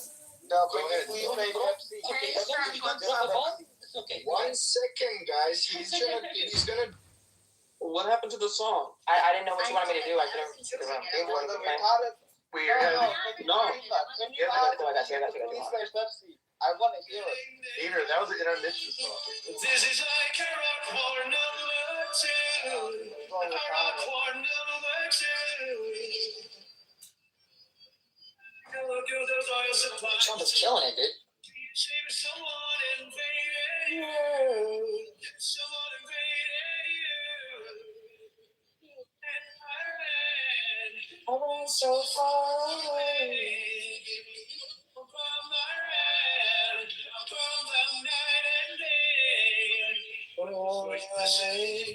Hey, let's go. Big D.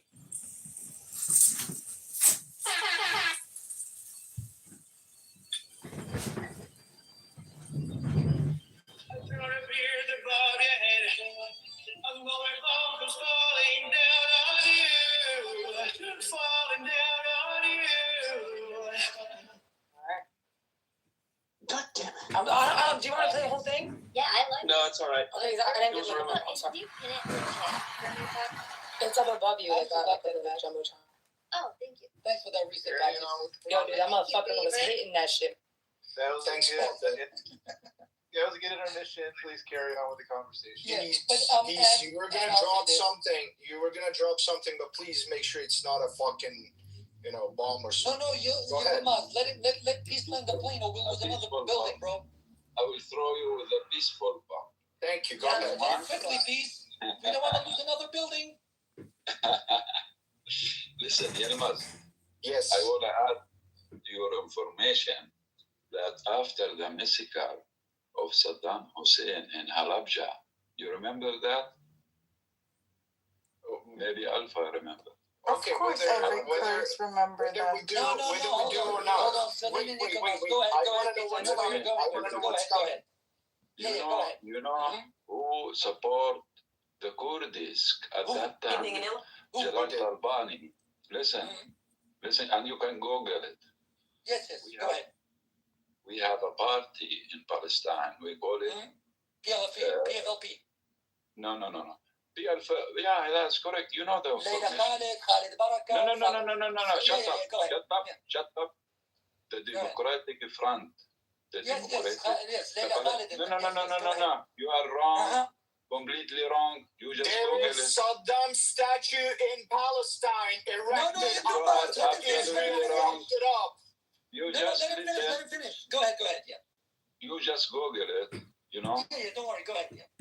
Naif Hawatmeh. You know Naif Hawatmeh? Naif Hawatmeh. Yeah, I will tell you about Naif Hawatmeh. Yeah, go ahead. Okay, just a minute. He is the one who supports the Kurds. I'm glad you mentioned He's a Palestinian.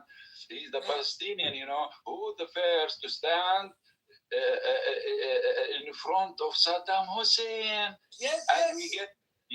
And then he established Abu Nidal, the terrorist organization, and Abu Abbas. This is why we have a problem, big conflict with Saddam Hussein. Is that it?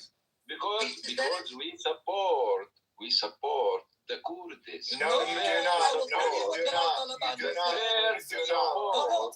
Fair to support. You can Google it. I will tell you what Jalal Google it. Don't forget. Naif Hawatmeh, the Palestinian Democratic Palestinian Front.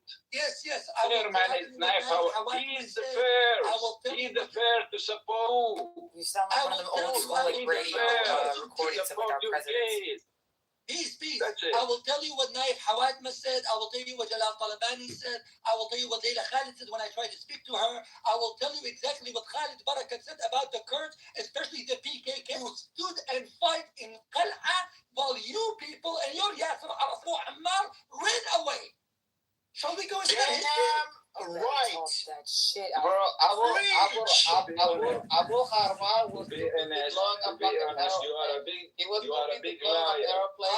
Now I remember someone that really knows how to get into the Behave details. yourself when you talk. And like Yaya You are not young Yaya anymore. Hirsch, Enough yeah, is like enough. Yaya Hirsch was too busy blowing up fucking restaurants in 2001, 2002, Do you know what Kayla Understand said? it half We know what you guys are busy doing, bro. Nobody's like fake news about this shit. You see that this entire room was having like a great conversation, and just people just have to come in and like just shit all over. Like why? Like we were coming, like learning. Yeah, she comes to place where we talk. Just let him talk, Aaron. Let him talk. No, peace is being divisive, Bruce. Very much so. I mean, yeah. So I just want to talk about free. I love you, man. That man is a menace. Like he's not bringing anything. And this guy's supposed to engineer Yaya Hirsch, which like blew up like 5 fucking buses in 2002. I want to be like, oh yeah, you're such a fantastic guy. You're so wonderful, peace. You know, you're so fantastic and you're so beautiful. He certainly looks at PP for get the fuck out of here with the bullshit. You know who support creating Hamas? Yaya Hirsch, the engineer. You know who support creating Hamas? Who supported your people? Netanyahu. No, This is a real story. I was there. Listen to me, please. This is correct informations. I witnessed that with my eyes. I don't think most Israelis like Netanyahu. Can I ask a question? Bullshit, bro. Guys, hold on. You know what I want to say? Does anybody know the American General Norman Schwarzkopf? 100% is the best. Okay. Well, according to General Arnold Schwarzkopf, when the Iraqi past files were actually unarchived, or should I say unraveled, guess what? The foot soldiers who were busy pillaging the burned and decimated Kurdish villages of 4,000 plus and 200 towns, 500 Palestinian fida'in were part of it. Oh my goodness! And the same Palestinians who were supporting the Turkish occupation of Afrin in ethnically cleansing the Afrin Kurdish homes. That's right. No, Alpha, I don't want to hear that truth. That truth hurts. Please don't say things like that. You know what? I think a lot of them don't care. Like a lot of these motherfuckers on here. I love you, Ad. Really? I love you too. And don't care. No, seriously. I'm not saying I don't. I do care. Because I'm black and I definitely care like a motherfucker. But a lot of these motherfuckers on here don't care about that. Don't care about what? Right. Well, we're here because we seriously, care. What he just said. Like 100. Do you even understand what he just said? Yes, we do. We're educated. So, we're not like you. Oh, really? Seriously. But you know what's funny? So what he just said was that a lot of people died. Do you understand that, right? Like, we can be funny as hell and do whatever, but I know for a fact he said that like people. Are you walking? And nobody really cares about that, right? Big dude, you're drunk and walking on the side of the road. Don't even say that, white boy. Are you drunk? Stop doing that. Listen, he's better than BB, okay? We love you, Bruce. Go, bless your heart. Yeah, whatever. Go bless my heart, whatever. You know what? As a black man, dude, I understand shit. So you can say go bless your heart, but do you guys really understand what he just said? Yeah. Well, what the fuck did he say though? Okay. Yeah, big bro. You black. Nigga, fuck you, dude. Let Bruce and Big Bog talk it out, man. Bruce, should Kurdistan be free? Just answer me, yes or no. Bruce, please. Bruce! And y'all are laughing about that shit. Shit's not funny. Bro, funny at all. No, seriously, it's not funny. It's not. It's not. I mean, some of it's funny how y'all say shit, but it's not funny to a point. It's not funny. Hey, yo, my brother, should Kurdistan be free or no? I'm a guy. Y'all really not getting a lot of stuff. Okay. The black community. You know what? It's cool. It's cool. No, it's not cool. You know what? It is what it is. Y'all. You know what? Y'all. You know. No, it's cool. Speak on it, brother. Speak on it. Preach. Brother ain't answering me. Bro, should Kurdistan be free? Please say yes or no, goddammit. You know what? You know, Alpha, I just finished work. As you know, it's almost 6 p.m. here. I think I need a drink to wild out on top now. This is getting ridiculous. You know, I think I need to open a bottle to wild out on top now. See how it goes. What kind of European are you? The best. Non. Do you know the cracker? He's a nigger. Oh, hell no, you was a nigger. You actually nigger. Does he sound like a nigger? He does not sound like a nigger. What are you yapping about? Whatever I tell people I am, everyone ends up remembering the other thing, so I don't bother. I can tell you're civilized. Definitely. Wait. Well, we did civilize this place, I will say that. What do I sound like? Do I have a specific? Yeah, sound like Diego 2.0. You sound civilized too, Richard. Is derisive civilized? So, yeah, that's a good thing. Or is he a lot less? He's a little bit too chaotic. He's civilized. There's not enough. We all civilized. You guys should be friends. You and Derisive should be friendly. He needs to choose We all civilized individuals here. No Negroes. Would you ever be friends with him? You guys should patch up though. With who?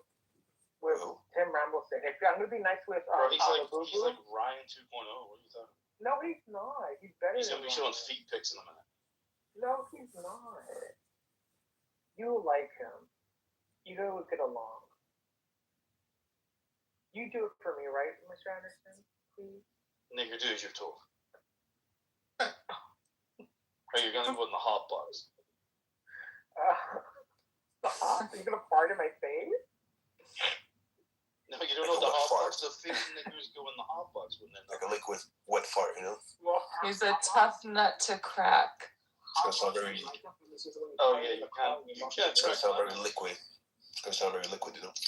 So you're telling me to put black people in boxes and they sweat? It's like a sauna? Oh my god, have you never seen even Django, bro? Is it in Django? Django Unchained? Is there any other Django film? Well, I don't think there is. It's probably like a remake movie. Hot box in Django. Yeah, they put the niggers in this fucking box and leave them out in the field, so they just fucking like have to. It's like a torture, bro. That they just have to sit there and sweat locked in a fucking box. Oh, it's like a metal container, right? Oh my god, Remy, do you ever shut up? Can you shut the fuck up, nigger? We have a conversation. You're like literally that. Don't compare me to a fucking head. No offense to head though. I know, he's like, alright, you do not have an off button, dude. I know, just like to talk, you know? Yeah, just you're talkative. I bet like being in a car ride with you, you just like don't take a break. Like you talk the entire time. Do you talk through the movie? Like I don't think so. Nah, then I'm not the only person that talks, right? There's also Torta, the fucking nigger, likes to talk. But for me, now, I just when there's a movie, you just stay quiet. Not too much on birthday. I was having a conversation with Mr. Anderson. You had to like take your side. You sound very muffled. Is it your phone? Is your phone in your fucking butt? Like, do you want to pull it out? He keeps having visions of butts. Bro, his phone sounds like it's like it's in his fucking booty. Was that a wet fart? That sounds like a wet fart. What the fuck, man? Bro, you're gonna get more than you asked for. That is a fart.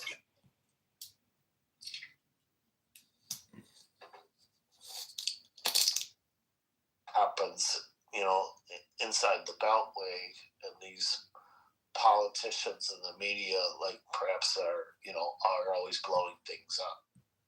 Well, yeah, it seems like it's a lot of it's dramatized on, Clubhouse Twitter, on Instagram and TikTok. Apparently, I don't have any of those. I do have Twitter, and obviously on Facebook. And yeah, you hear all these people screaming in online, but nobody's doing it in real life.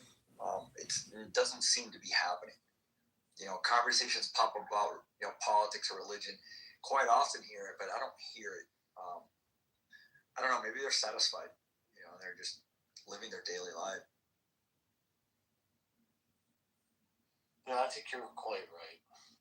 That's what I was trying to explain to people, when they talk about Iran and so many people are against it and so many people support it and all this type of stuff.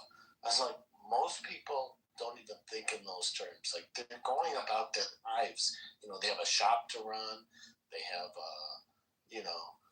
teach school or farm or whatever it is that they do. Most people, they're focused on their own lives. It seems like the most people that come on Clubhouse is because they have disposable time to do it. They don't have a family to feed, or you get my point. Or 3 jobs or something. They have a lot of extra time, and so they don't really represent the typical people in the country. Absolutely. Yeah. Most people are focused on whatever.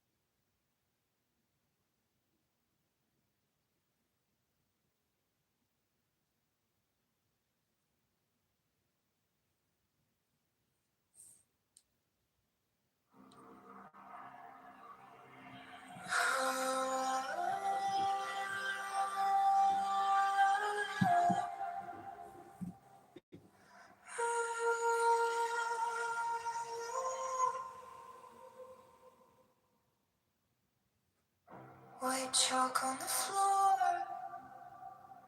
old names in a circle of scars.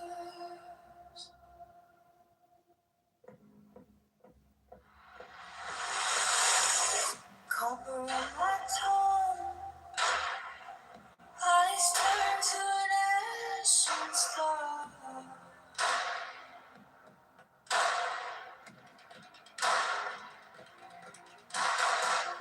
Pages breathing small.